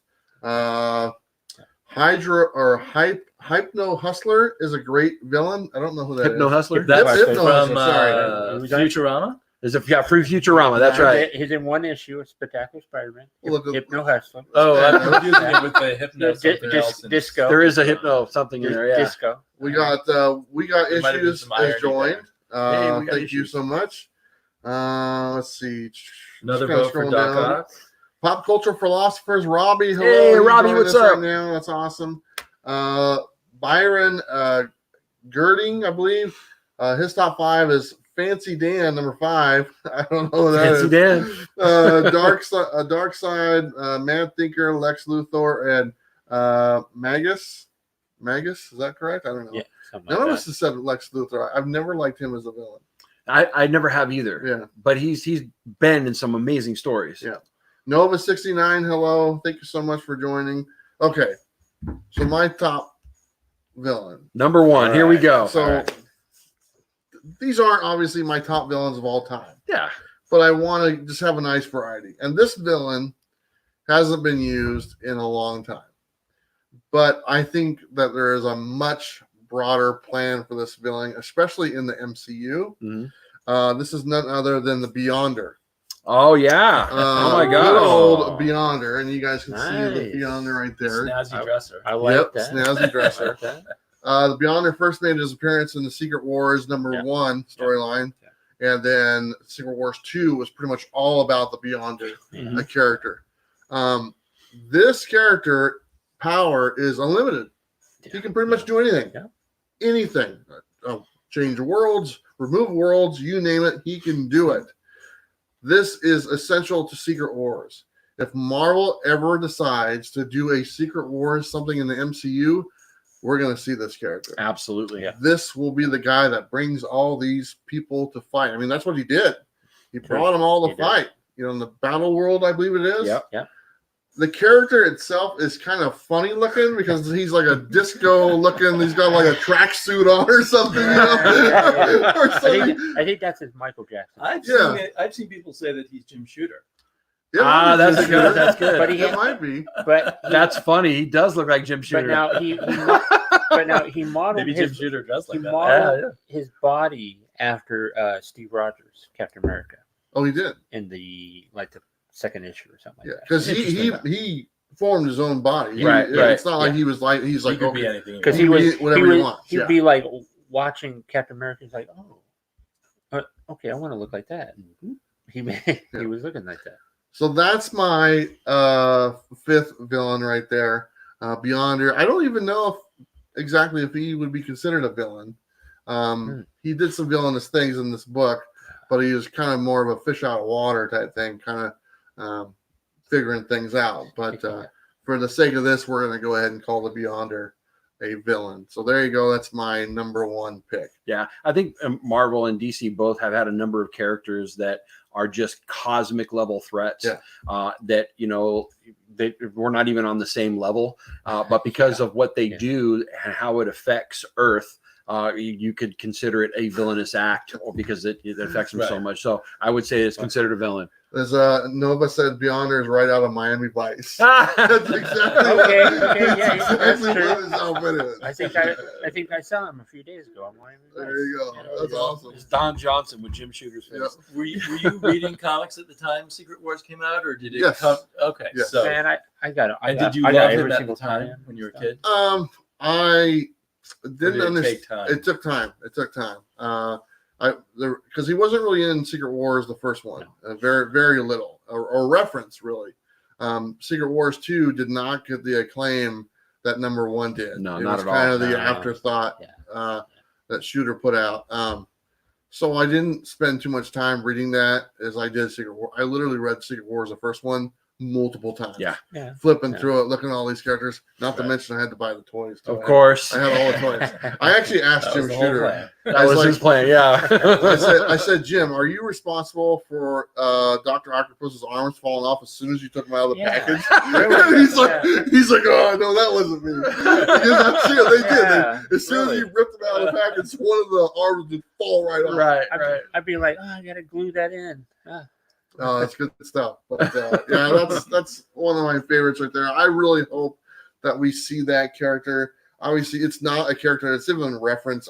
I can't remember the last time this character has been a reference. It was Brian Michael Bendis book with Well, that was a while ago. where they talked Illuminati people, Reed Richards, Black Bolt, and them. Yeah. They had They were talking about, what about this character, the Beyonder? And supposedly Bendis had kind of twisted it and said, "Oh, the Beyonder is just a highly advanced, like inhuman, that is just very powerful." Interesting. That's Awesome. not what I thought. Yeah. That's not what I thought it was either. But Yeah. but great. I mean, great reference. I mean, That's why I like having Sam. I know, He's got Sam the can hit it. encyclopedia knowledge. Yeah. How long ago was that? That was 2007, 2008. So it's been a while. Yeah. So there I you go. think the Beyonder would fit in well with like a Guardians of the Galaxy movie or something. absolutely, Yeah, yeah, yes. absolutely. That sense of humor. Yep. and- I think I remember, when many people have asked, are they going to do Secret Wars inside of the MCU? Of course, we've heard that the brothers that were the directors, I can't think of their names, The Russo the brothers. Russo brothers, that the only way that they would come back would be a Secret Wars scenario. And during one of the interviews, Feige had mentioned, if we were to ever go down that road, we wouldn't be able to do it without the Beyonder being in it. So, Yeah. so there you go. I would love to see that though. That's Yeah. And that would be a great role for Oh. some actor who likes to chew Hey. the scenery. And stuff. Brian Hickman also talked about Oh, the nice. Beyonder too. Nice. In some of the Avenger books that he did a while back. There you go. Good stuff. People filling us in. Great one. That's a great number one, my friend. And so here we go, man. We're on the track. We're on the home stretch. Damien. Okay, so after trying to be a little idiosyncratic for the number one, I had to go with something really obvious. What's that? That is Doctor Doom. Yes. I love I gotta Doctor lean Doom. back. Mhm. I gotta lean back. Go ahead. He's got the personality, he's got the visuals, he's got the magic, he's got the science. He's got his own little kingdom.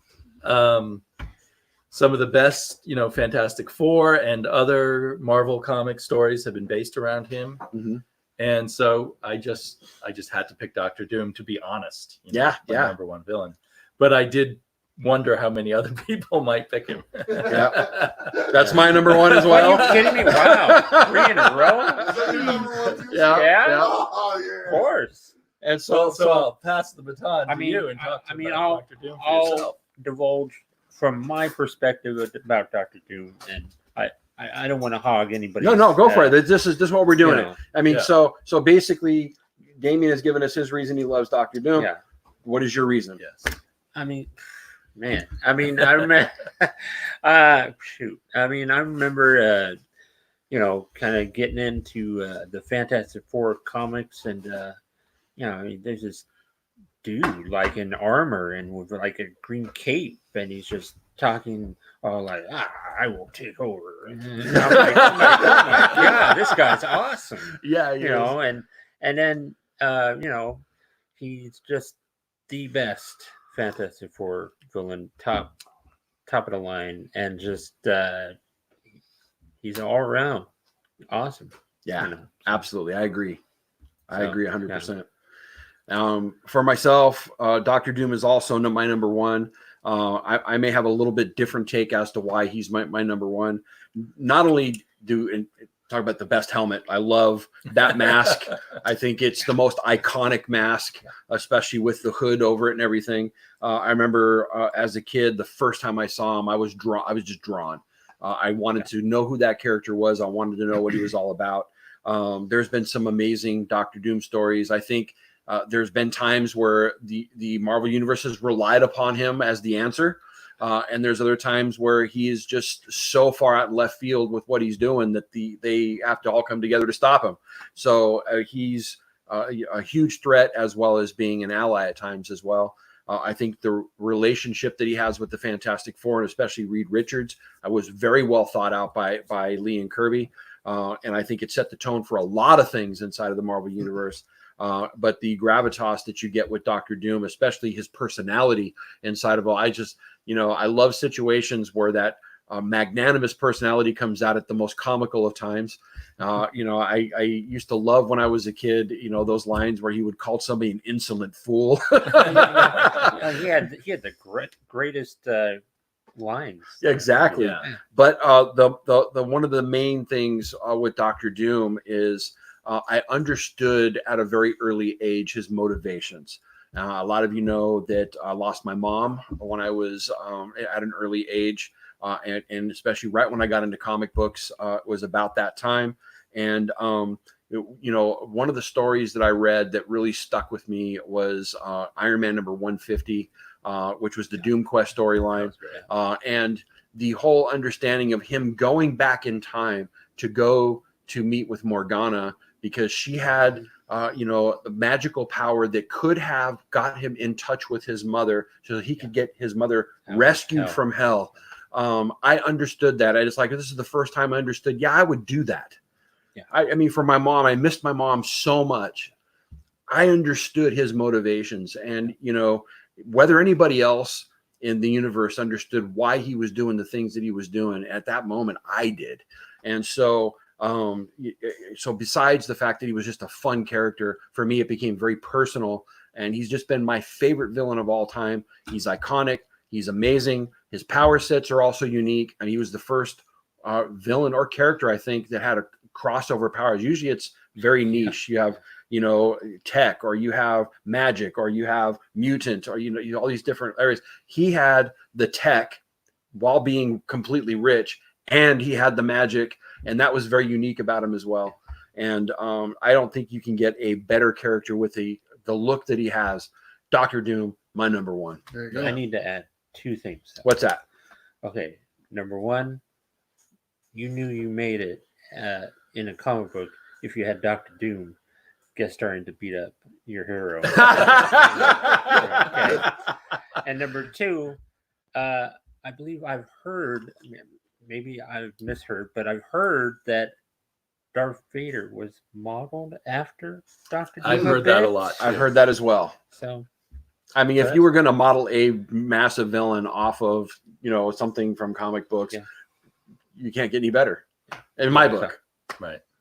Awesome. And as we're talking, I think of so many great Dr. Doom stories.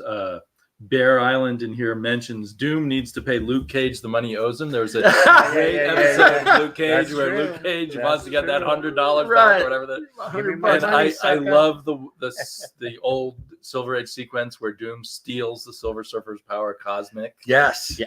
I actually thought it was great in the recent Secret Wars where Doom creates his own world. Yes. That worked. I thought it wouldn't work, but they made it work really well. I love right now with Doom teamed up with Conan in Savage Avengers. I never thought that would work, but it works great. Conan and Dr. Doom are a great team. I will have to say that I'm not liking the current Dr. Doom series.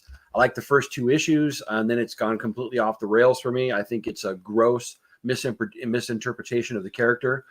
This last issue, same thing. The very last page of the current issue gives me hope, right? That they may bring it back on the rails, but I'm going to step back and wait for the next issue to see, because I don't like my Dr. Doom to be written the way that this, Carpenter's writing him. So there you have it. There you go.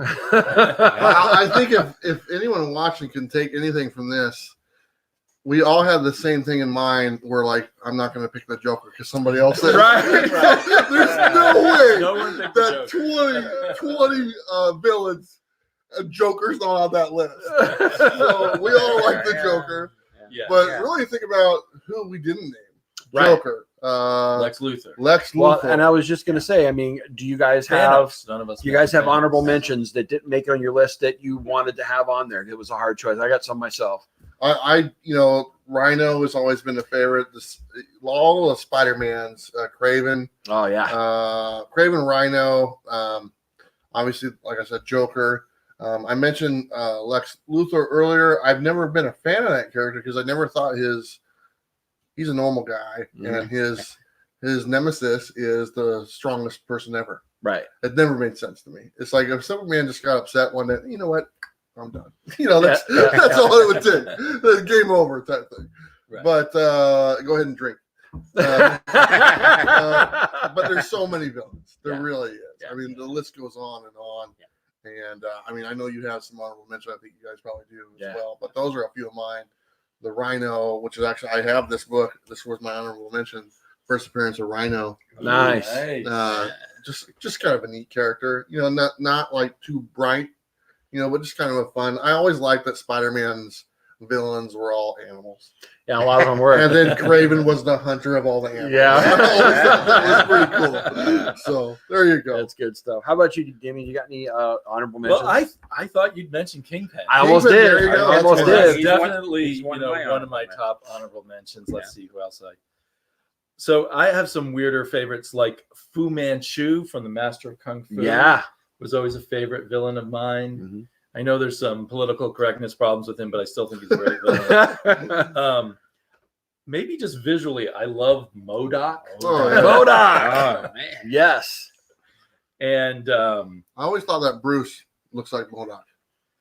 one of my favorites. I don't know. I would call him that. I like, dude, you remind me of MODOK. Wow, now I need to see Bruce. Wow. Are we? We know who Bruce is. Oh wait, that Yeah, Bruce. Oh yeah. Comics Adventure Bruce. Oh, okay. I'll have to look at him again. Yeah. Oh, no way. A little I bit need of to see MODOK you going on if there. you're the He man. doesn't know about this channel. No, he does. He does. Hope you're watching, buddy. No disrespect, but you'd be Hey, great for the MODOK. show. There you go. Any other honorable mentions? The 70s Dracula was just an incredible run. You guys are all younger than me, so I don't know if you've I've read a few. read it, but just an incredible villain for 70 issues. And let's see who else. And Sandman. I love Sandman. Sandman was always fun. Yes. So I had a lot of Marvel villains in my runners-up. Sure. I only picked one of them, Dr. Doom, and I have a personal favorite is just because of the way he looks is Mangog. Mangog, yeah. Oh, yeah, man. Mangog from the old Thor. That's Jack Kirby Goodman. Yeah, it with is. Jack Kirby drawing him, Yeah. especially. He's just goofy, but he has the power of 1 billion people inside. Right, him. right. And he's Really always trying strong, to end dude. the universe. Right? I Oh, can't remember why he wants to end the universe anymore. But, you know, everyone wants to end Because the he's universe. got a headache for being as powerful as 1 billion people. He's got a And headache. if your face looked like that, you'd have it. Probably. Yeah, he's like, oh. Let's just end this thing now. Right. How about you, Sam? Did you have any honorable mentions? I got to go with Juggernaut. Juggernaut's Because, another I good mean, one. He was Come another on. of my honorable mentions. Because That's a great I choice. mean, that's just amazing. I got a comment. Okay, What? What? Gora Vidal says, "I'm glad the crew hasn't turned into the View drama free." No. That's great. I'm sorry, Sam. Go ahead. But no, buddy. I mean the Juggernaut is just awesome because he's just a big guy who wants to be left alone, and he's he'll work with Black Tom or he'll be by himself, and the X-Men come along, and the whole thing. He's just a big dude. And then my next honorable mention, he's a Hulk villain, the Leader. The Leader, yeah, that's a good one. He's got that big head. I mean. How do you find a He's hat? green, How do you right? find a hat that fits that thing? And he's always behind the scenes trying to say, trying to get the Hulk to, well, I'm going to take over. No, the Hulk is there. No, he gets upset. And he might be Hulk's best villain. I hadn't think thought One of about his it. best, I for think sure. so. For sure. There's another comment in here from Bear Island, and this is kind of very nice comment. He says, "Anyone else really jealous these guys have each other to hang out with locally? I mean, wow. Well, we're very fortunate. We are to very have fortunate. found each other, For sure. That's true. and yeah. really, and I'll just say it's because of Sam. Sam is the one that How's it? you sought me out, Oh, okay. and you found me, and from there, that's how it kind of started, right there. Absolutely. You were the beginning of it all. Yeah, The Nexus. The Nexus. the architect. Yeah, it all goes back Have you to ever the read the comic about yourself? No, actually, maybe I need to. But that is a very great point. I mean, we are fortunate. Besides loving comic books and having that in common, I've loved getting to know each one of you personally. I love hanging out with you guys, and besides being lovers of comic books, you guys are just all around great guys, and so it's just been amazing just to get to know you. So great point there. I Appreciate don't that. quite agree with you. You don't? Okay, that's okay. One of you. does not fit that scenario. One of these things are not like the other. So I do have some honorable mentions myself. My first two that I couldn't put anywhere inside of this list, but I have to mention them is Mr. Sinister, and then the other one is Kingpin, most definitely. And but then I also have these other ones, and one of them that definitely should have been on this list because I think he is one of the greatest Spider-Man villains, even though he's a hero now, is Venom. Yeah. I thought, and Mysterio has always been one of my favorite comic book villains. I think that he's been used in, in the beginning he was used in various different ways, but I think the way that he's played out in recent years has been amazing, and I've loved some of the stories. Where he was in the Daredevil story.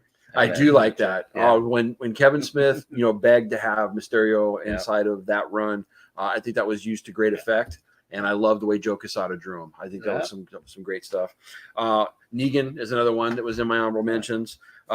Reverse Flash, I mentioned him earlier. Taskmaster has always been another one of my favorite all-time villains. Carnage. I mean, when he came on the scene, that was complete shock. And then from Spawn, the Redeemer, I always thought was a great villain, even though he's technically a good guy. For Spawn, he was definitely a villain. And then Sinestro.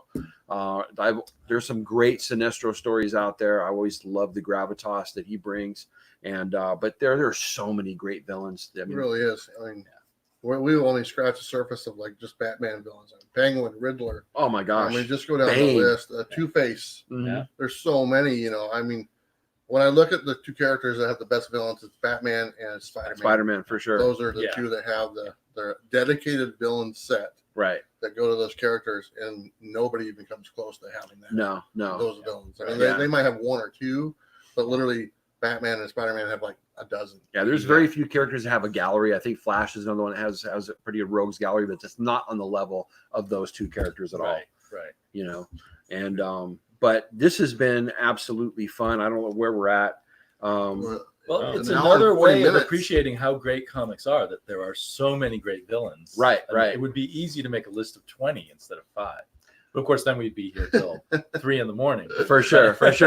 But also at the same time, I truly believe that some of your greatest heroes are here, or who they are, because the villains that that brought them to that level. You need it. Right. Absolutely. Who wants to read a book where they're just hanging out?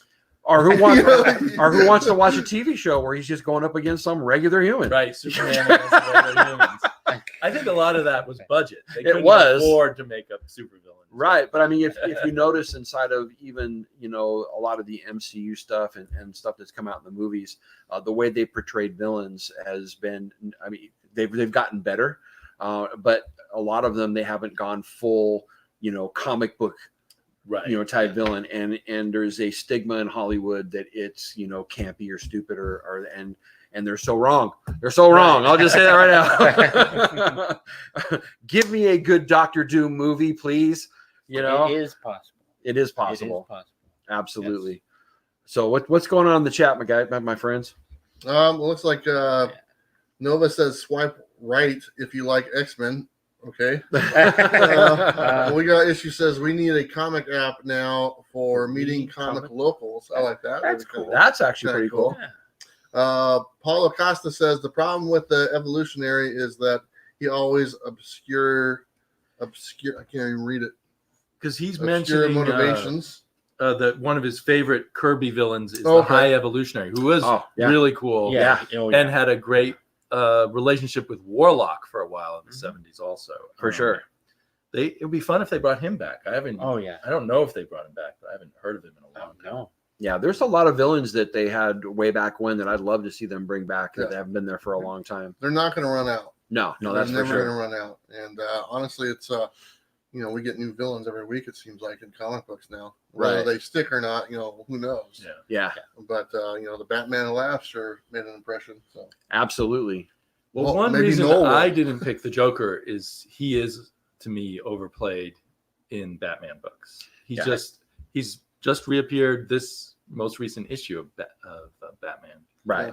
And one of the problems, I think, with the expanded storylines is they rely more on the big villains because they don't have time to do the one and done stories where they would bring in the high evolutionary or whoever, right? Smaller, more obscure villains. They still manage to bring them in sometimes, but I would like to see them go back to more of the shorter stories and more villains.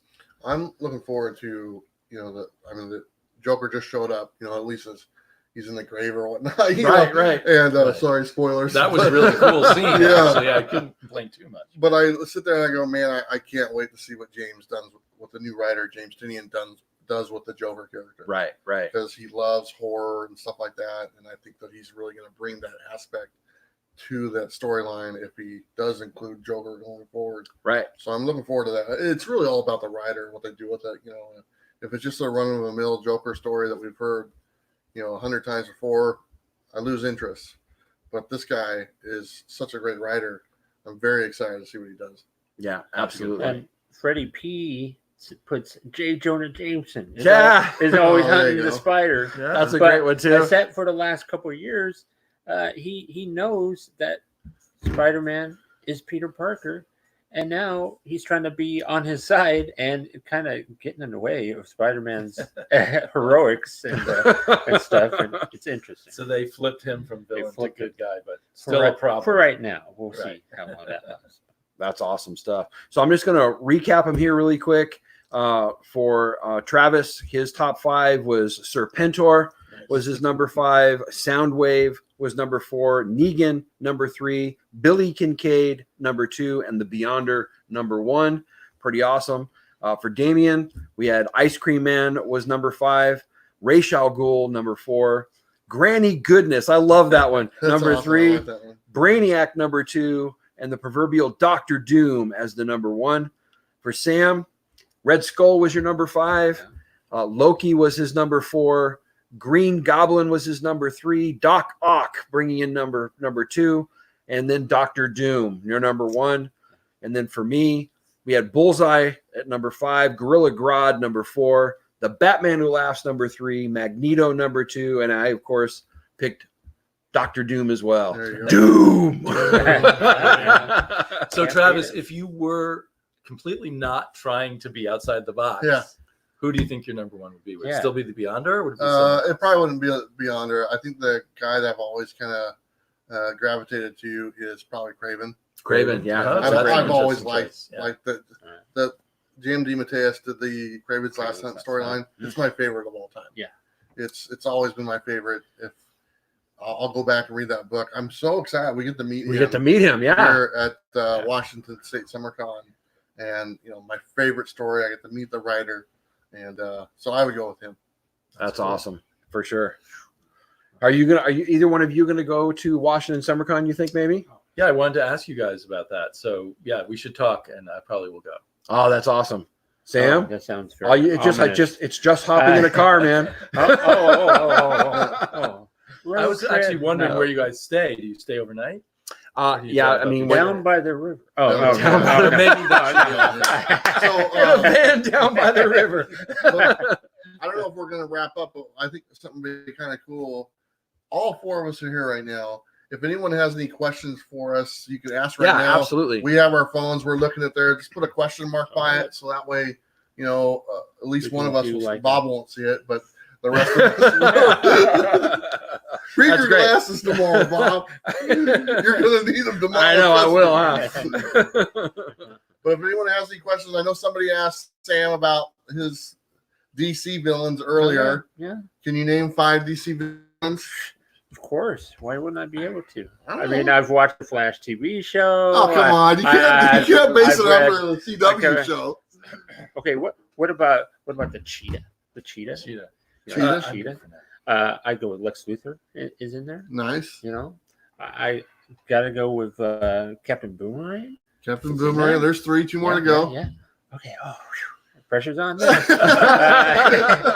Those were good. How about Metallo? Mm-hmm. Yeah. Like that. And also, I don't know if this guy is technically a villain. Well, yeah, he's a villain. I'll go with Deathstroke.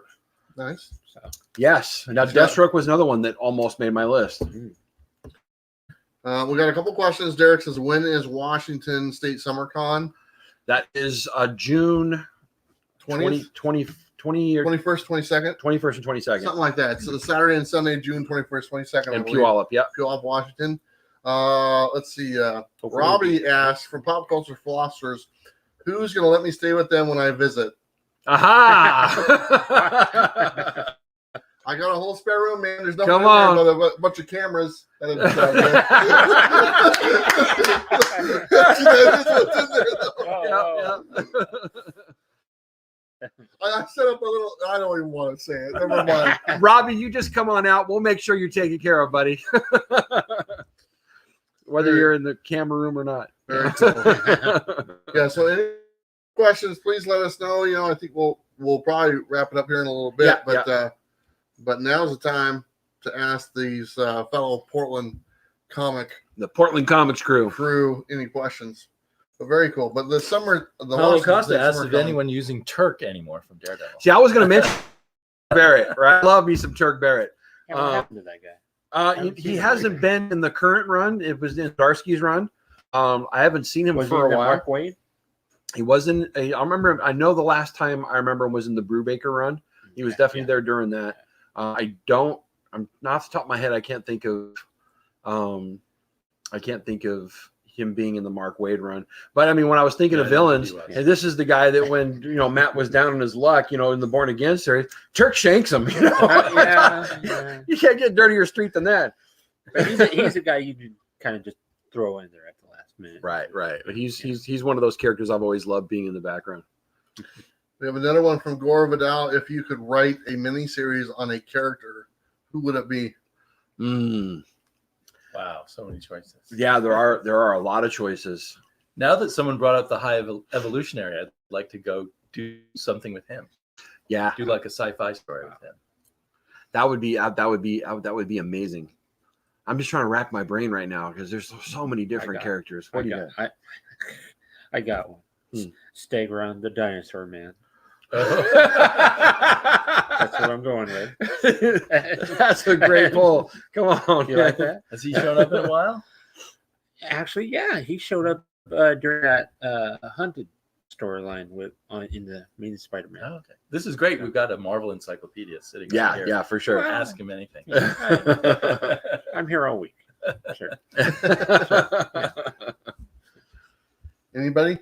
I'm trying to think, man. I mean, there's I can't think of the name off the top of my head. I get to these places where I forget names. The reporter that works for the Bugle that's always with Daredevil. Ben Urich. I would love to see a miniseries written from Ben Urich's perspective on one of the major storylines. Just, I mean, I know they've done that in the comic at some times, but I think a good Urich miniseries would be amazing. Do it. I wouldn't mind Beast. Beast hasn't had a series in a long time. Long time. Yeah. Kind of one of my favorite X-Men. Or actually, I liked them better than X Factor. Yeah. But Beast, I wouldn't mind seeing that. I remember the Beauty and the Beast 4-issue limited series back in the day. Mm-hmm. I actually enjoyed that one.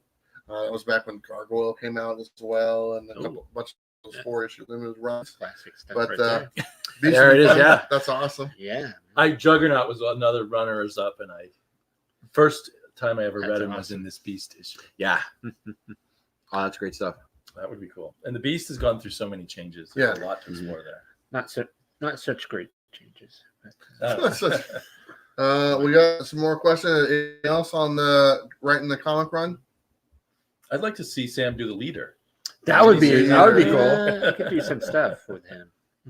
We have from Scarpad says, oh, wait a minute. Your favorite age of comics, silver, gold, and modern, and best translation of a character from a previous era to modern. That's interesting. Yeah, that is interesting. So I love Silver Age, even though there's some Bronze Age stuff that is, because that's when I started. But I think Silver Age is my favorite. I think that was a renaissance in comics I don't think we're ever going to see again. And so that personally, that's mine. No. That's a question here. I agree with the Silver Age is kind of the standout age, especially the Marvel part of the Silver Age, but even the DC part has its charms. But a character transition, that's really Daredevil from the Silver Age and early Bronze Age to transition under Frank Frank Miller, Miller, just yeah. stands out to me immediately as like one of the most amazing transition character into the modern. He created the modern sensibility with that character. And since you're mentioning Frank Miller, I would say what he did with Batman. Well, yes, Right. true. I mean, He did the same thing there. I mean, for me, The Dark Knight, and I've heard many people say this, that was their Bible. You know, back when that book came out, I had a rolled up copy in my pocket wherever I went for the longest time. And Year One also. And Year One as well. Kind of set the standard for Batman. Absolutely. You know. What's the cutoff for bronze? When did bronze officially start? About 1970. Okay. I thought it was really 70. I thought What were you later. thinking? I was 71? thinking, yeah, I was thinking more like 71. Yeah. Yeah, I'm not quite But 70, it's 71. close. Yeah, so somewhere in there. I think Yeah. bronze is probably my favorite. And as far as like stuff I grew up with, you know, that's what I'm connected with. I've never been the type of guy to where I have to go back and look at books that weren't around when I wasn't around. It's the stuff that I collected when I was young. That's the stuff I'm still interested in. The older stuff, not as much. And then I've really enjoyed newer stuff because I just kind of get the nostalgic feel of going to the comic shop and seeing a new book on the shelf right now.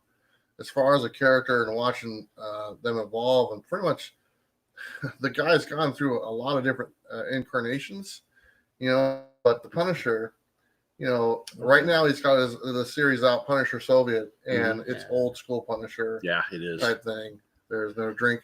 But, you know, this is he not the comic Ghost Rider or whatever now? So, I mean, when you think about that, and some of the other things like the Frankenstein version of him, or Frankencastle, or whatever it was. That was a hard time for him. Yeah, but right now he's the Punisher, what I remember. And I'm really loving that run right now, the Punisher Soviet. Mhm. So, yeah, that's my age of comics, and that's the character I think is gone through some stuff, but from day one, because he was a villain. He was initially a villain when he was introduced in Spider-Man, him and the Jackal, and but the character was just so popular. He's now the anti-hero, and now he's, you know, he is what he is. So there you go. Absolutely. What I missed, Sam? I got. Well, hang on here. Okay. I got to go with the Hulk as my person who's been through some changes. That's for sure. Yes, that's I a good mean, point. he was great, and there was something going on with the ink there. He's green, and he was green for quite a while there. And then Stanley and Jack Kirby and Ditko, and they didn't know, is he going to talk like this? He changes at this point, and finally they finally got into a pattern with him. But then some people thought it was boring, and so they changed it up, you know. And he's been all over. But the current run of Immortal Hulk, it's interesting. It's been awesome. Yeah. Absolutely awesome. But no, this person in here said something about locally is I Like Comics in Vancouver, the only shop with 50-cent bins. Yeah, that's the Custom Comic Shop Aslack. Yeah, and there's more. There's 50-cent bins there's at a few more, Modoc's shop.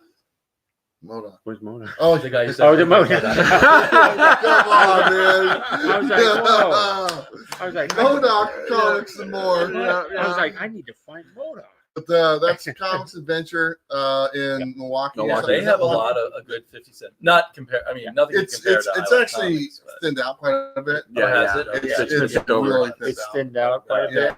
Someone's been thinning it. Yeah, there's a place down in Oregon City called Corner. They got Oh, I didn't know 50-cent about that. bin. There, it's an antique store. But Oh, they right. have, You told me about they have about a dozen long boxes. Fallout's another one. Fallout, and they got a Haven't bunch been- of books for never 50 been cents there. or $1. Mhm. That's in the Never been basement there. underneath. Oh, the really? building. Oh, you'd love I it. should try it sometime. You'd love it. And then a bunch of places have $1 boxes, and some of them when they have Excalibur. sales, Yeah. then it's 50 cents. Yeah. Yeah. So, but by far, I Like Comics has the most. Yeah. I mean, that's the picture I put on my thumbnails a lot when I do my haul videos. That's an act. That's their shop right there. I take photos of that same scene when I'm on when I'm there, and I put it on Twitter to make everyone jealous. Yeah, of that's me. what that's the. I make those thumbnails. I found it online. I was like, man, that's too good. I gotta put that on there. So the next 2 weeks, Sam, I have things going on after I film on Saturday. How about February 29th? You come be on my show. And then when we're done, you and I will go over to Fallout. How about that? Because you know what also is happening on that day? What's that? Frankenstein Comics. Is that the comic? 29th, yeah. Yeah. Oh, man. So what are we going to do? I think 29th. that's awesome. We're conflicted. Because Fallout will be at the Frankenstein swap. So maybe we'll do it like the following week. We're good. Technically we're good. All right, we got more questions, man. Okay, yeah, sure. No, Nolan Nerd, are you excited for the Taskmaster miniseries book about to come out in a few weeks? Taskmaster. Yeah, I mean, most of you know I'm a huge Taskmaster fan, and I'm waiting for a good Taskmaster story to be written. I'm hoping that this miniseries will be good, but my gut feeling is that Marvel is pumping it out really quick because of the Black Widow movie coming out, and so I don't have a lot of high hopes for it. Right. But I do have that little bit of hope, that ray of hope there, that it will be good. I have a lot of theories about Taskmaster and how he could be used, and so I'm kind of waiting to see if they'll do those things. But yeah, I mean, he's trained so many villains, and his power set is one where at one point he actually almost brought the Avengers to their knees by himself. So love that character. Yeah. Any thoughts, or want to move on to the next question? No thoughts? No thoughts. Okay. All right. What would be your guys' favorite villain team up, and against who? Oh man, I've thought of some team ups that I'd love to see. And yes, wow, that's a great question. That really is. I like Scorpion and Lizard against Spider-Man. Both tails just flipping around, just watching out for tails the whole time. The tails of Spider-Man. No, I got a good one. What's that? Dr. Doom, Submariner versus Fantastic Four, and Spider-Man. Ooh, that's pretty good. That's pretty good. That's really good. I like that a lot. Yeah. Or I mean, actually, I'd like to take just about every villain in the Marvel universe against every hero inside of and just call it Secret Wars 3 or something. There you go. Blowing our minds. Another one is, would you like to see a new writer for Amazing Spider-Man like Donny Cates? I wouldn't think of Donny Cates for Spider-Man. I think he's a big canvas guy. Yeah. Spider-Man's best outside your window, swinging by your house. Someone else here suggested Peter David on Spider-Man, and I love Peter David and think he would be great on Spider-Man. We've seen that before. Right, we've seen that before, and he's currently doing Symbiote Spider-Man and doing a great job on that, despite having to work with Greg Land. Right. There's a part of me that thinks that Tom Taylor would do really well at Spider-Man. Yes. I think that he has the emotional beats that would be good for Peter Parker. And I mean, we got a little bit of that inside of the book that just came out this weekend, the Immortal Hulk, Great Power. I think that would be a really good choice for that. Yeah. Now, who's the guy that did? Was it King who was on Batman? Yeah. Okay. Oh, maybe he should do. Maybe he should do. No, I'm just gonna throw it out there. Okay, maybe he should do Amazing Spider-Man and tease this year-long thing with Peter Parker, Mary Jane, and no, it's not going to happen. How about that? Year-long would be short for him. He was one Hey, how about that? Huh? And then we have Mephisto. No. Is this why you don't like DC, Sam? Oh, no, Superman is why. Okay. Sorry. That's great. Well, we're all caught up with the questions, so that's good. At least I think we are, unless I missed them. I think they should put Tom King on Millie the Model. Millie, there we go. We get somebody since Roy Thomas that can actually write Millie the Model. There you go. So we are right at about 2 hours, folks. I think that's a good stopping point. I want to thank everybody for tuning into the channel. Again, there's not going to be a comics and coffee video, but I think this live stream is a great substitute today. It's been amazing getting together with you guys. We're just going to go around the table really quick. Any final thoughts, guys? How about we start with you, Travis? This is great. I thank you guys so much for coming over. And thank you for hosting. And no problem at all. I really do look forward to just talking comics with you guys and and obviously the people watching and enjoy it as well. So looking forward to us doing it next time. I've hosted. Now you've hosted. It's up to Damien and Sam, whoever wants to do next. How about that? There you go. Wow. You guys start Rochambeauing each other. I'm going to get out of here. Over the top. So I think our plan, we didn't really set a date. We're just kind of trying to play it by ear, maybe in a month or so, or 5 or 6 weeks, and we'll do another one. But we will definitely let you know ahead of time when this is happening. So thank you, Bob, for having me. Looking forward. We're going to do our coffee video tomorrow. We're going to film it, and it'll come out on Monday. And make sure you watch it because we have some giveaways that are awesome. Amazing. And probably some of the best giveaways you'll ever see. And they were donated by creators that I've had the privilege of befriending over this past year. It's actually the 2-year anniversary for the Comics with Bueller channel is on Monday. And we're giving some shit away. So it should be awesome. Fun. So thank you so much, man. This is great. Absolutely. Damien, you got any final thoughts? I love this. I wish all of you out there could see what I was going to say Bueller, what Travis has done with his house. Yes, the dream. He is living the dream. The rest of us have to absolutely compromise with life, but Travis is doing it his way, and it's awesome. My compromise is I'm extremely single. That's the compromise. There's nobody waiting on the other end of the side of that door right there. Right. Oh. Well, okay, that took the air out. What are you gonna do? You can't all win. You can't win them all. But Phil, you should see this setup. It's cool. It's amazing. And really thanks so much for sharing it with us all. For sure. Mr. Sam, how about you? Well, I gotta say this is always amazing to get together with a group of guys and hang out and talk about what we love, and always look forward to these. Absolutely.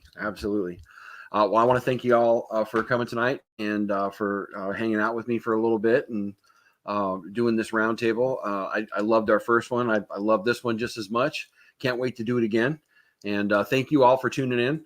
And but on that note, I'll just say, everybody, do what I always say: support your local comic shop and Excelsior. Take care, folks. Later, everyone.